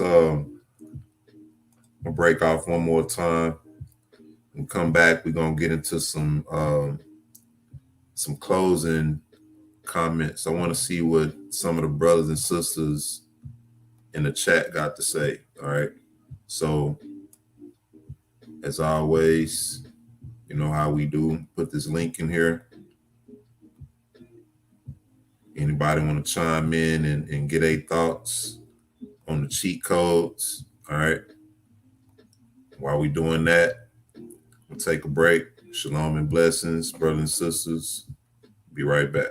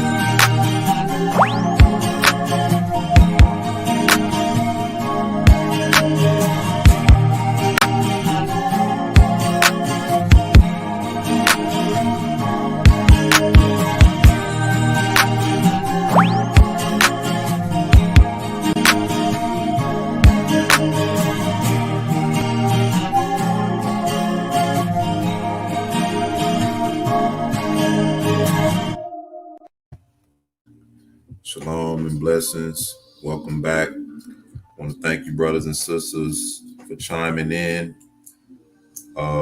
Anybody interested and want to know more information about some merchandise, feel free to email us and we'll help you out with that. That's one way for brothers and sisters who have inquired about supporting the channel. That's one way we believe in doing that, exchange, until we come up with a better way for brothers and sisters who do want to support openly, to do that. This is one means that we open up, so if you interested, email us and we'll give you some more info on that. Let's get some comments. Let's see. I posted the link. Hold on. Okay.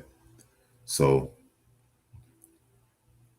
it says, or he may have disregarded his strength, seeing how he slayed a man wearing them. That's And wild right there.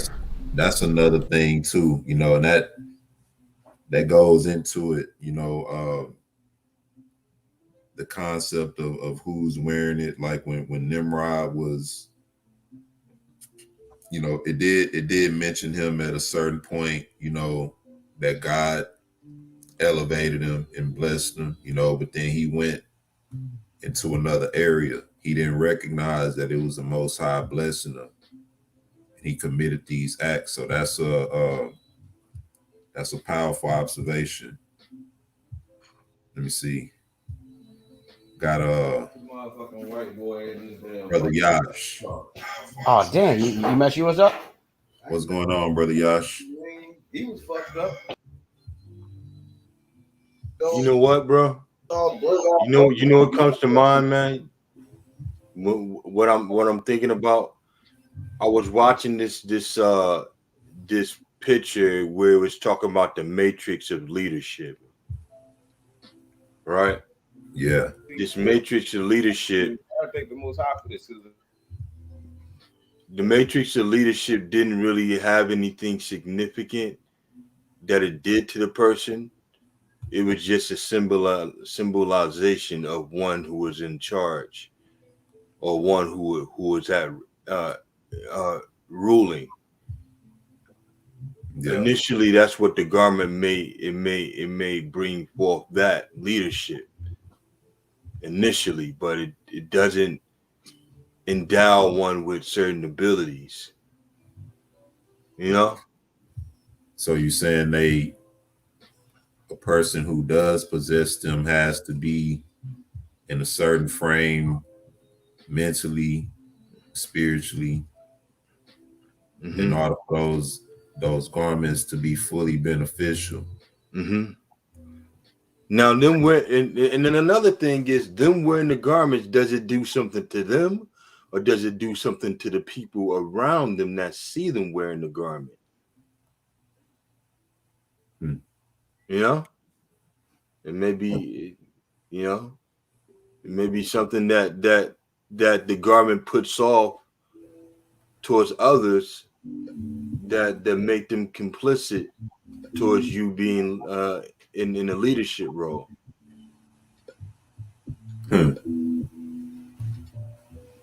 Wow.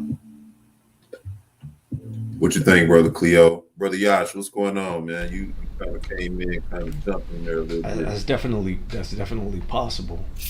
And what I like of that too is if you're in the presence of it, if you're an enemy or a foe, you potentially go into like a hypnotic trance, or you cower in fear, or you don't have the ability to fight against it. So that's a possibility too.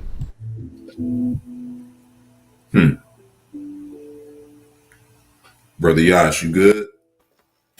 Yeah, I'm good. My son just walked in, had an interesting, quick discussion. So, Tell your son I said shalom, man. Yeah, he just went up. I walked outside because I'm going to have distractions. I was babysitting all day. It's been crazy. But first and foremost, peace and blessings to all the family out there.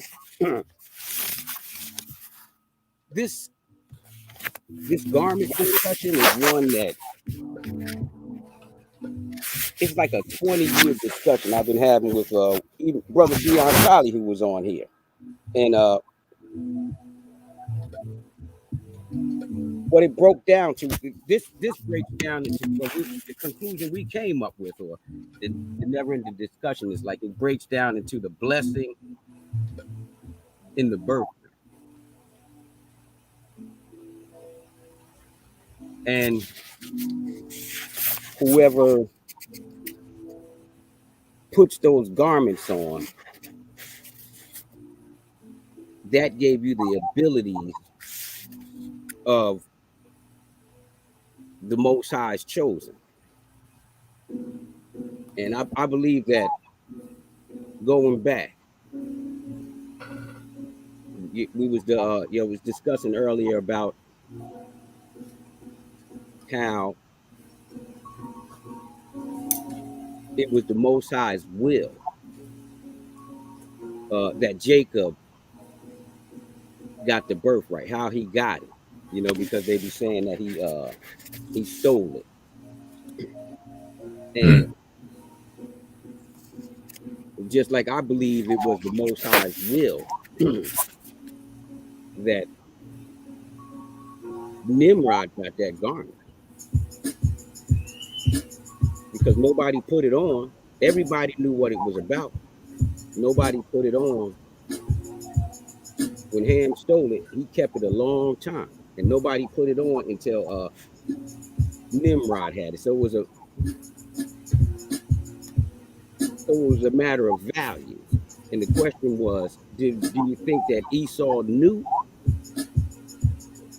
I personally think that Esau did know the value of those garments.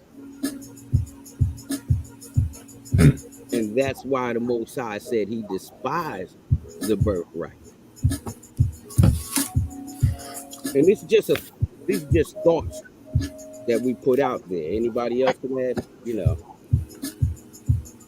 Well, and that's exactly what it is, because the whole thing of it is we saw a consistency with the passing down of the garments, all right? And we saw who those garments were passed down to. So we're obviously looking at a certain order that these garments were supposed to go through, but didn't. Something happened. You know what though, and I'm considering this. It's not even about the garment being tied to any individual bloodline, but at the beginning of everybody having the garment, they had some type of rulership, kingship, or leadership within the earth. Now, what that tells me is just a lot of times when one starts off being a ruler, they have the best intentions, right? They have righteousness on their side. They tend to be in line with what the Most High wants them to be doing, but as time goes on, power corrupts them, and they become corrupted, and they become how can I say you said it, tainted, yeah, corrupted. And I think that's what makes the leadership, or that matrix of leadership that garment may hold, fail them. In that power, I think the power of the garment is dependent on a person's morality or their standing with the Most High. Well, it looks like everybody that actually stole it was wicked, and they had wicked intent. But And then also Enoch, when he had it, he had good intent and he did good things. So there's probably some truth to what you're saying. Mm-hmm. Because Ham never wore it, but he did give it to his son. His son didn't steal it. See what I'm saying? So I don't know if he would have known if it was stolen or not, but he know that what we do know is he gave it to him. It was passed on to him. And we do know that it's documented that everybody that had it, we didn't even talk about Noah, the exploits that he did the ark and put all of humanity and animals that walk the earth in the ark. That's a heavy feat. Mm-hmm. But he was walking with the Most High too before he passed that on. Enoch, before he passed it on, he was walking with the Most High. Adam was walking with the Most High before he passed it on. Noah didn't get a chance to pass it on. It was stolen from him. Ham, he wasn't in any high leadership positions. Where was he when he passed it on to Nimrod? He hit him.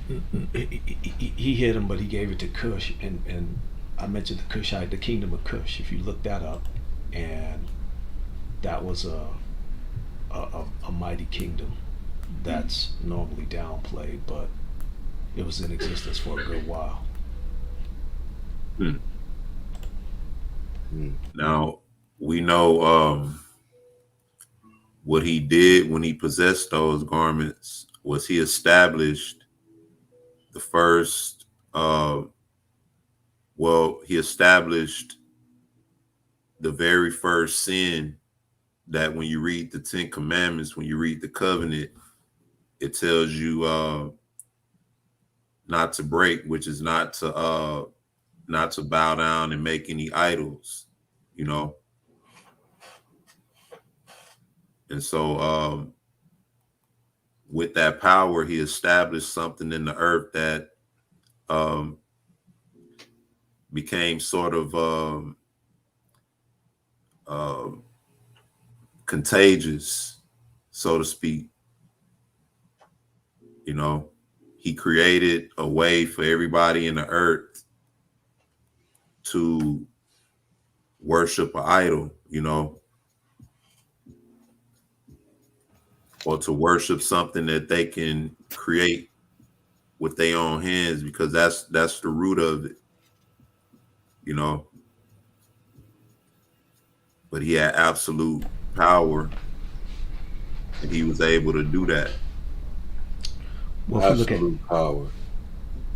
Well, if you look at Cush, let's take a look at them for a second, and the pyramids being built under that lineage. Now, they still can't to this day figure out how they were built and what technology was used to build them.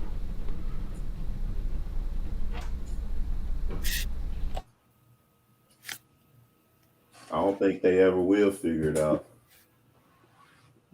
Yeah, because it said we built a lot of them cities. I know people they have theories that the giants might have built them, you know, ancient aliens might have built them, whatever.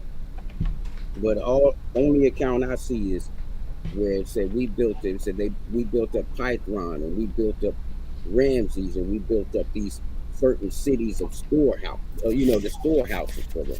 But you know what? This is what I'm gonna veer into. Back to the garment. Because it said in the beginning that Nimrod, when he put on those garments, it says he became a mighty hunter. It said, and he worshiped, you know, he worshiped the Most High, and he was, you know, he was offering up praises in the mountains and things like that. So, and we don't know where the garments are now. Somebody said, they said Esau might have them today. But since Messiah and Judah, I'm skipping back because Judah means praise. And it says, put on the garment of praise in the book of Ephesians. So our power could be translated now from the physical garment to the garment of praise. And that's why they got us worshiping all these other false gods. I just be I be just you know, I brainstorm. Take it from there. And that's somebody else have kind of alluded to that somewhat, you know, because those garments have been stolen, you know, could those garments be revived in a spiritual way on our behalf? Because the Bible does talk about the armor, right? Then it talks about may your garments always be white, you know, put on the garments of truth and righteousness.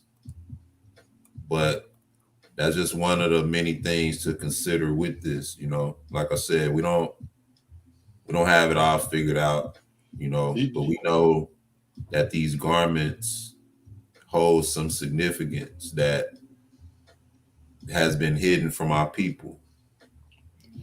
Do you brothers see the correlation though from what you guys are saying? The garment of truth, garment of praise, the armor of righteousness. Are you hearing these things? Like this garment may have very well been the physical representation of all of that. That's what I'm saying. See what I'm saying? Yeah. And if it is, anyone who would do wickedness, its power would fail them. You know? And then when you look at the true standard of righteousness, that's been hidden in the earth. Yeah. From the people who that's been appointed to. So it's kind of like this. Once again, it take you back to the movies, how, you know, all of these aspects represent the special stones. You know, you got to get all these stones to put into these empty spaces. You know, and once you put them in, that activates whatever power, you know, no matter how long it's been sitting there, many, many, many years, nobody unlocked it, you know. And the reason why is because, see, we talking about our cheat code, and when we get these cheat codes and don't even know we have them. Our cheat code is our praise. Our cheat code is our praise and our worship, and our keeping these laws, statutes, and commandments. And that's why the world has us blinded to who we are. Amen. That's interesting because the Most High enabled that to be our cheat codes. You know, that would apply to us alone, to Israel. That we would become something else through those cheat codes. Think about it. We read it before, how all the other nations did not want us to come back to keeping the law, statutes, and commandments, because what does that align us with? That aligns us with the Most High. And the king said to one of the king's servants said to him, to this degree, and I hate paraphrasing, but if there be no sin in these people, and there be no reproach against their God, let us go on past them, lest we will become a reproach before all the world. Right? So people knew messing with us when we were in line with the Most High would surely be your end. You see what I'm saying? Yeah. So when you have that type of you know ability, or you have that type of protection, that by default puts you in the leadership role before the whole earth.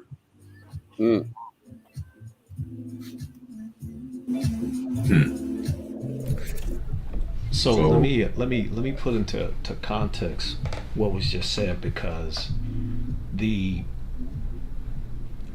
praise and worship and keeping the law, statutes, and commandments are a form of cheat code, or it gives you access to being able to utilize the cheat codes, because that's one component of a praise, worship, and keeping the law, statutes, and commandments, and doing what you should, but being able to walk on water, raise the dead, one person slaying a whole city of 100,000 people, being able to leap from building to building in a single bound.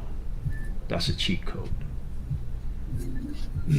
So we need to be able to distinguish how do we get access to that. And what Brother Yash brought out is that if you're in line with these things over here that he said we should be doing, that he's already given us, that's already in us, then at some point you may or may not be given abilities, if that makes sense. Yep. And another thing to consider too is, like, take for instance the garments. They're not only effective for the person who possessed them, right? They affected everybody else as well, who were in alignment with whoever wore those garments. So when you look at Enoch, for instance, it said that he taught sons of men during his day the instruction of the Most High. And because of that, they elevated him. The kings of that time elevated him over them. And so with that, that's automatic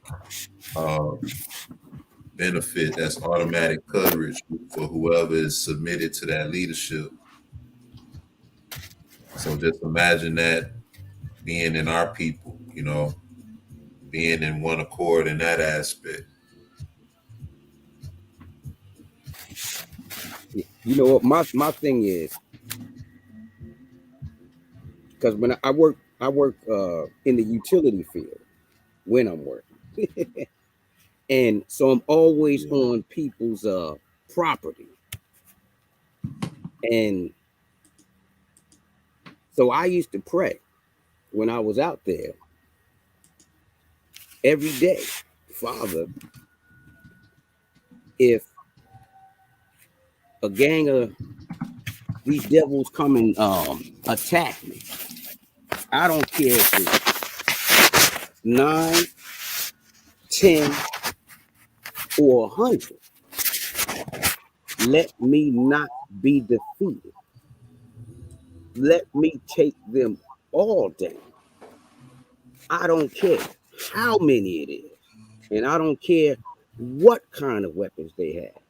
So in my mind, at least, because he didn't have to do this, and it never has happened, but in my mind, at least, that was part of my preparation on a daily basis, because I've heard of people, they was ganging up for a while of attacking brothers out here. But I said, if they ever, I don't care how many it is, let me not be defeated.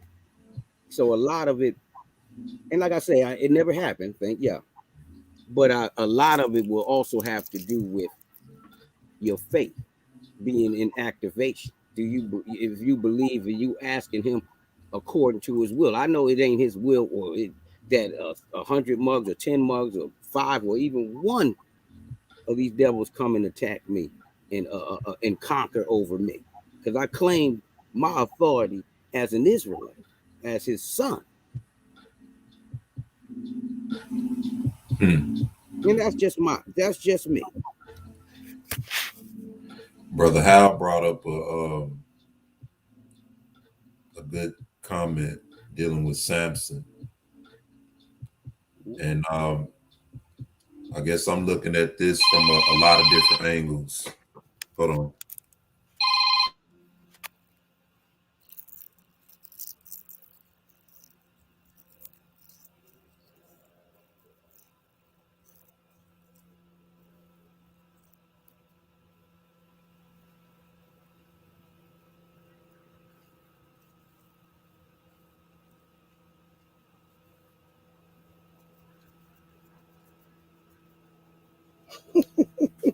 Something about that real-born bro said.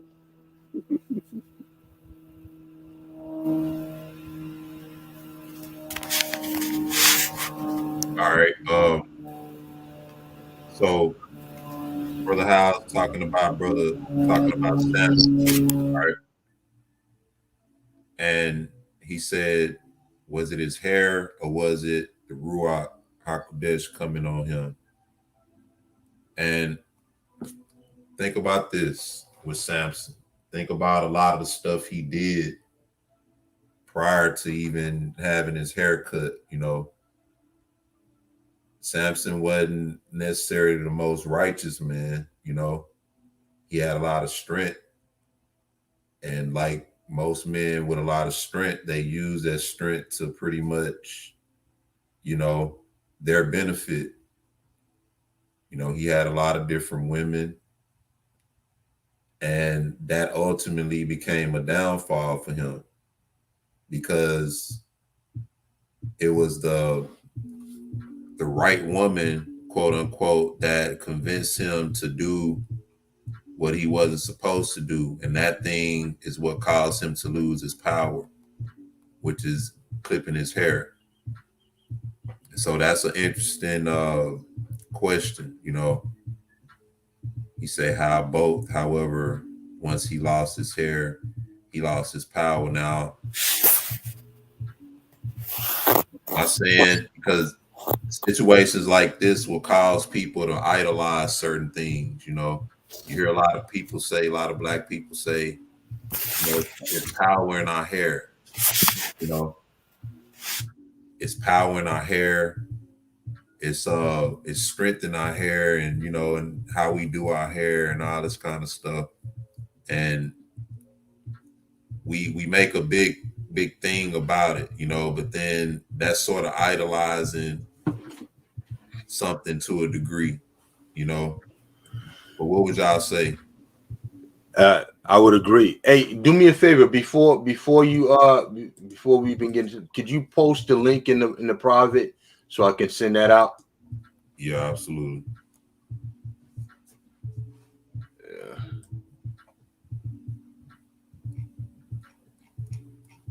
Hey, brother Rupert, let me know what type of software you're using to download that.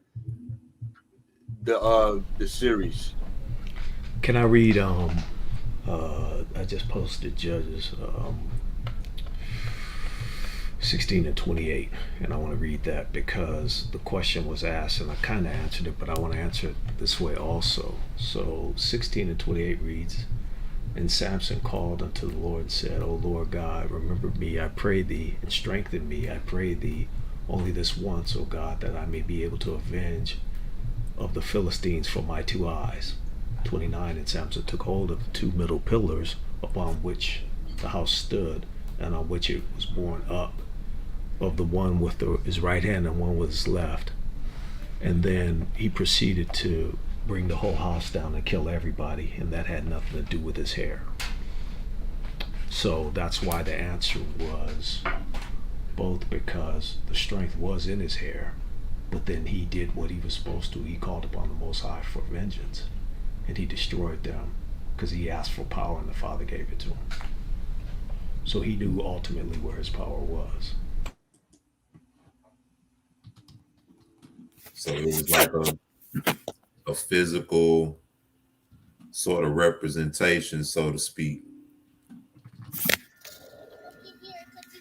You know, how it's like, once again, the Most High in the Ark of the Covenant, you know.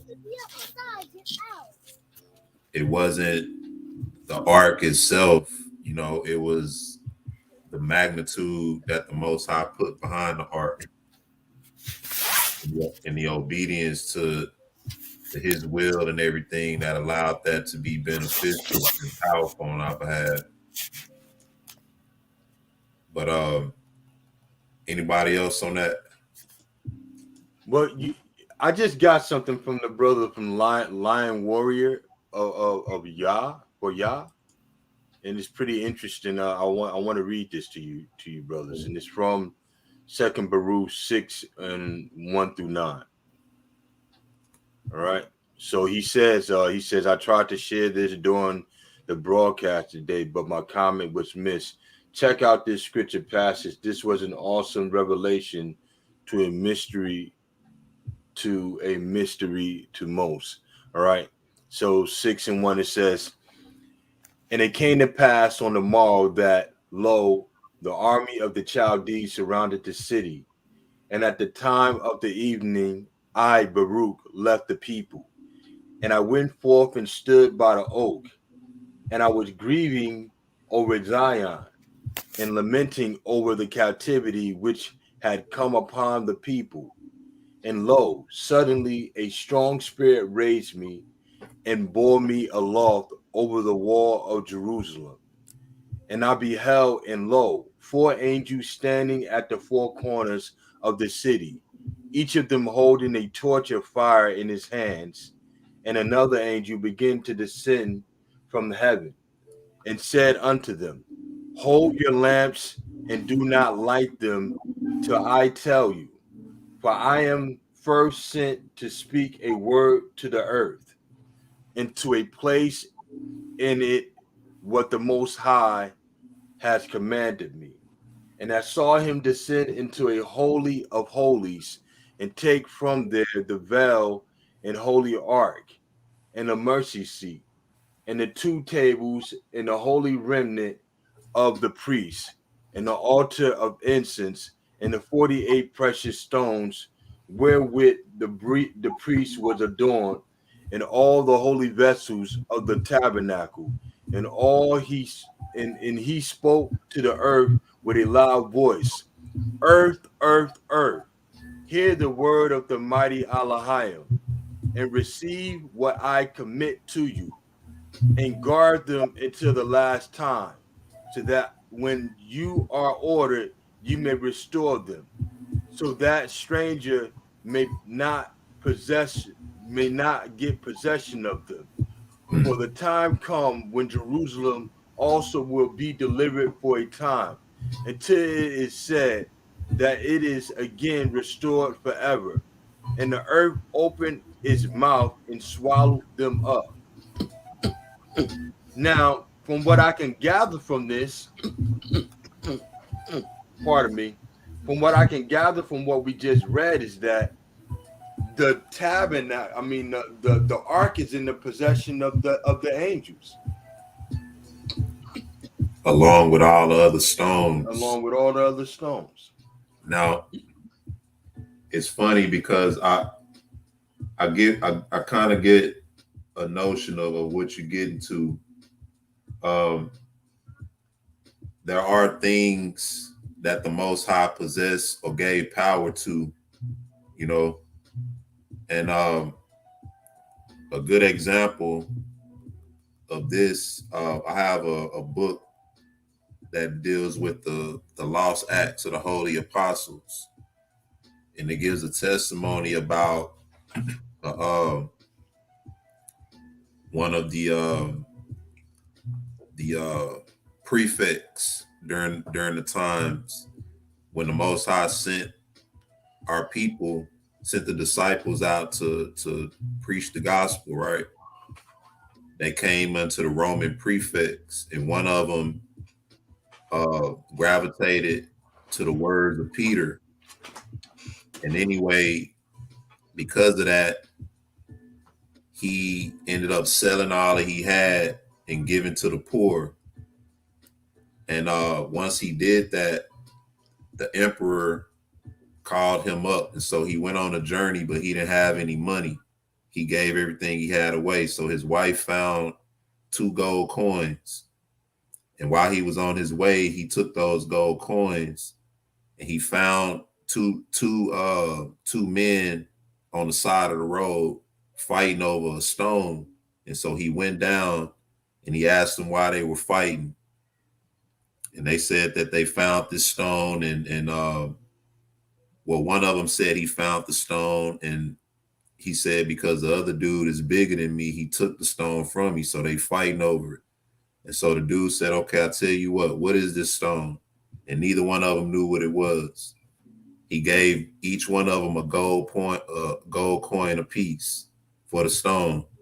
He took the stone and he went and he traveled to a certain point where some of the priests were, and he showed that stone to one of the stone cutters that was working. And when he saw the stone, he said the stone cutter started praising the Most High, and he asked the dude, "Where did you find this stone?" And he told him about it. And so he took him to the priest, gave him the stone. Come to find out, it was one of the stones that had came up missing when Nebuchadnezzar raided the temple and took all of the vessels from the temple. Once they restored the temple, they never could find that stone again. So the priest was somewhat held up from certain forms of worship, so to speak, because they didn't have that stone. And because of that, because he restored that stone back to them, they, pretty much restored all of his riches back to him double. Everything that he gave away was double. Which is still on point with this conversation that's stone, because they needed something to complete the building of the temple. And he tells us that we are, don't know ye not that your bodies is the temple of the Most High, whose spirit is in you. Now, Samson was given, his parents was given instructions that they passed on to him. Not only not to cut his hair, it said he wasn't supposed to come near a dead body. Neither was he supposed to take of the fruit of the vine, drink wine, which were instructions. What we have in the commandments. So, not keeping the Most High's commandments will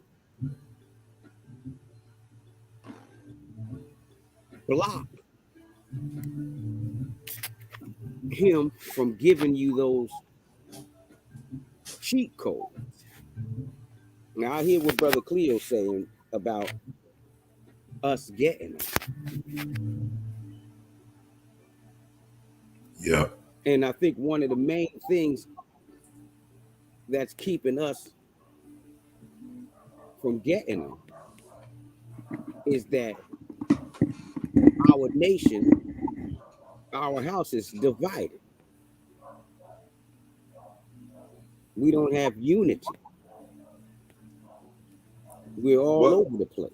What is even more than that, because all right, so one of the reasons why the Most High wanted us to be separate from these other nations, so that we wouldn't learn their ways, so that we wouldn't be tainted by their idols and their ways. Now, and every time the Most High delivered us, he took us away from everybody. That was the purpose of us being in the wilderness, to be completely secluded and cut off from all other nations, so that the Most High can deal with us and purge us of certain things, in certain mindsets, in certain ways, so that he could instill in us laws, statutes, and commandments. And that's one of the things that's tough about being within this construct, is that we are always influenced by this construct's laws and demeanors and manners and mannerisms, and that's really for a big part of why we don't have a certain amount of the cheat codes right now. And that's one of the reasons why you will see us being in the wilderness again. Because that's not only talking about the Most High dealing with us on that level, but also humbling us and reforming that relationship with His people. You know, so that we could fully be what he wanted us to be. But we have to now. Here's the interesting thing about it. Interesting thing about it is it's going to take a large amount of humility from us if we don't want to end up like the people who walked in the wilderness 40 years and didn't even see the land. That's what we potentially facing. Our children though may be the ones to go into it and inherit it. But if we don't want to be ending up like the ones who didn't get to see the land, we're gonna have to purge ourselves of certain thoughts and certain mindsets. Yeah. You know? The question is, are we able to be purged of that? I don't know. But we better be really thinking about cleansing ourselves now. You know, because when it comes time to be going into the wilderness and receive those cheat codes to the full extent and receive those blessings in the covenant and be clean, you know, we just better be in line with what's going on, or else we gonna end up plant food. Man, I'm gonna get ready to wind this down, brothers. I'm gonna take one more break real quick. When I come back, we're gonna get some closing statements from the panel, and then we're gonna have our closing dedication, our closing reading. All right. We dealing with cheat codes today. Shalom to my brother Big Red in the chat. This was one I was really hoping you would have chimed in on. Shalom to my brother Smitty as well. Chimed in. But let's get this break off real quick. When we come back, we're gonna get some closing statements. We're gonna get our reading, and then we're gonna shalom. Don't forget about our prayer tonight. I believe what time we're gonna have a prayer? 5:30. 5:30. So that'll be 7:30 Central Time. Absolutely. Right. 7:30 Central Time. All right. So 8:30 Eastern. Yeah, 8:30 Eastern, 7:30 Central. Shalom and blessings once again. I want to thank you, brothers and sisters, for chiming in with us. We'll be right back.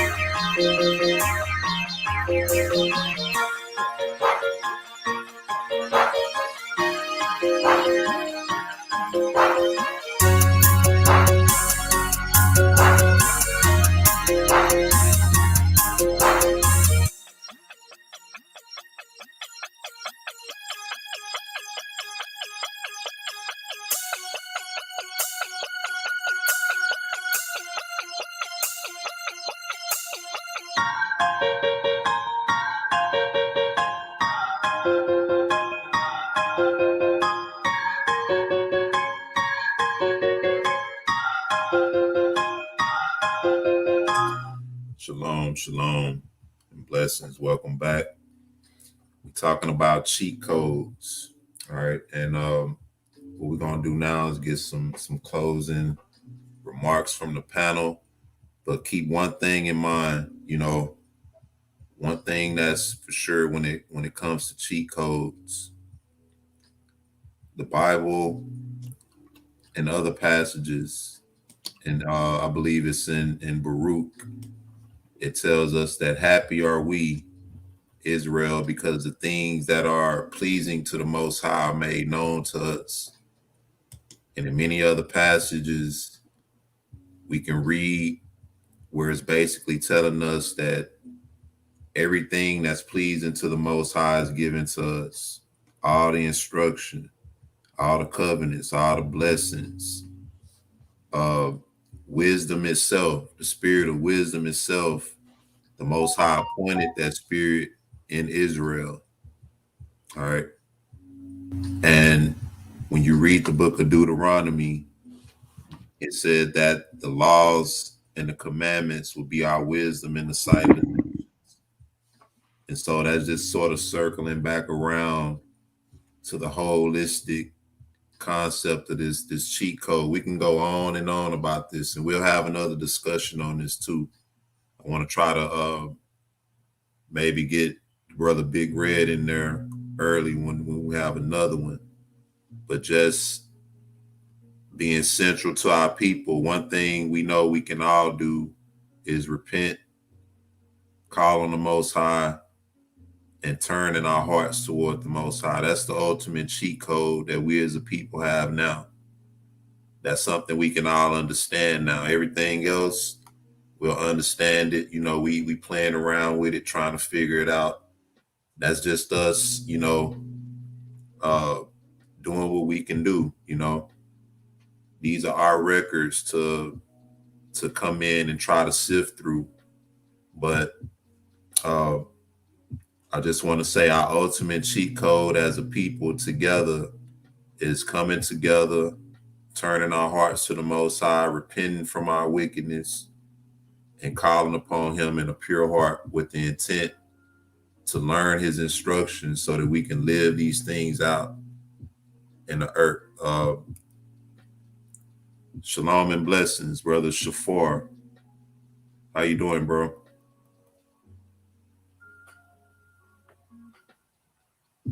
Well, it looks like I was on mute. My bad. Can you guys hear me? Yes, sir. Shalom and blessings, everyone. How you doing today, bro? I'm doing well. Thank you for asking. About yourself. All is well, man. We just chopping it up on the panel like we do, man. Glad to have you on. What's your thoughts on this on today's topic? We're talking about replacement theology, right? No, we was talking about the cheat codes today. Oh, this brother Shafar. Okay. Yeah. Okay, cool. Yeah, he's gonna join us after this is over. We're gonna chop it up on some stuff. Okay. I'm gonna put you in the background for now. Just stay on, and I'm gonna let the brothers close out with whatever statements y'all have for the family. Yeah, so I got a statement I wanna make out of Joel, just towards the end of Joel. It says, "The earth shall quake before them, the heavens shall tremble, the sun and the moon shall be dark, and the stars shall withdraw their shining. And the Most High shall utter his voice before his army, for his camp is very great, for he is strong that executeth his word. For the day of the Most High is great and terrible, and who can abide in it?" That's you, Israel. That's you that called the heavens to tremble. That's just a glimpse of the cheat code right there, or what you could accomplish when you're in line with what the Most High tells you to do, when you're obedient, when you're submissive to the Most High's word. All right? Don't lose sight of that, because the enemy remembers who you were, and they remember the things that you were able to accomplish, and they have these records and understand what you will become. That's all I want to say. Thank you, bro. Anybody else want to chime in and close out, brother Yash, brother Cleo? Yeah, I just want to. I don't want to. I can't add anything to what you said or Brother Banya said. Just peace and blessings to the family. We may not have them right now, but the scripture tells us that we are going to get them. We all do have a measure of cheat codes though, and as long as we stick to His words, obey His commandments, love the Most High with all our hearts, love our brethren and sister, love our people, you can call on Him, and He's going to answer you in your time of trouble. That's a partial cheat code that we have, and that's what has sustained us throughout. It's sustained even our great grandparents in their times of ignorance, because the Most High knew where their hearts were. That's it. And see y'all tonight at the prayer. Appreciate you, brother Yash, brother Cleo. Yeah, I'm gonna close where I started. I'm gonna go to John 14:12. Verily, verily, I say unto you, he that believeth on me, the works that I do, shall he do also. And greater works than these shall he do, because I go unto the Father. So having said that, fam, who had the rawest cheat codes? Mashiach. Okay, but he telling you right there that you're gonna be doing raw things than himself. That sounds like he talking about cheat codes right there. So what I'd like to do is, this whole conversation that we're having, typically it'll be just amongst the brothers. We'll be in the back, and we'll have conversations like this, and they'll go to great levels of understanding. I'd like to do this again and probably do it more often, because the people in the chat were awesome, but the brothers brought some awesome information, and this was dynamite. So I appreciate you, fam. I appreciate everybody in the chat.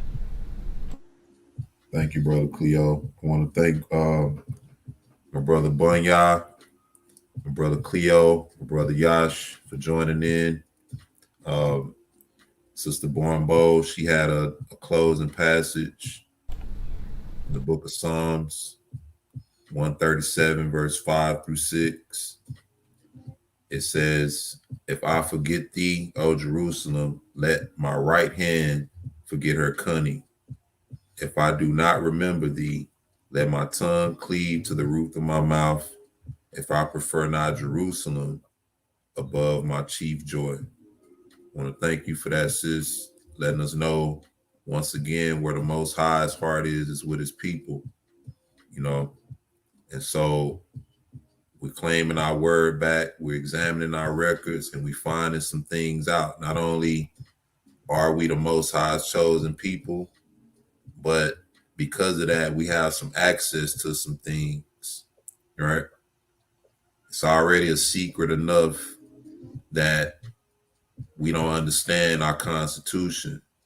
But once you start to understand that and move further, we're starting to understand that the power that we truly have access to goes beyond human understanding, right?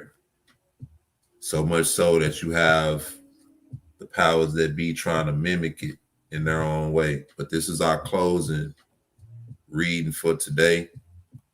The apostrophe to Zion. It's one that I love, and I dedicate this to the family. Upon the closing, it says, I will remember you, O Zion, for a blessing. With all my might, I love you. Your memory is to be blessed forever. Your hope is great, O Zion. Peace and your awaited salvation will come.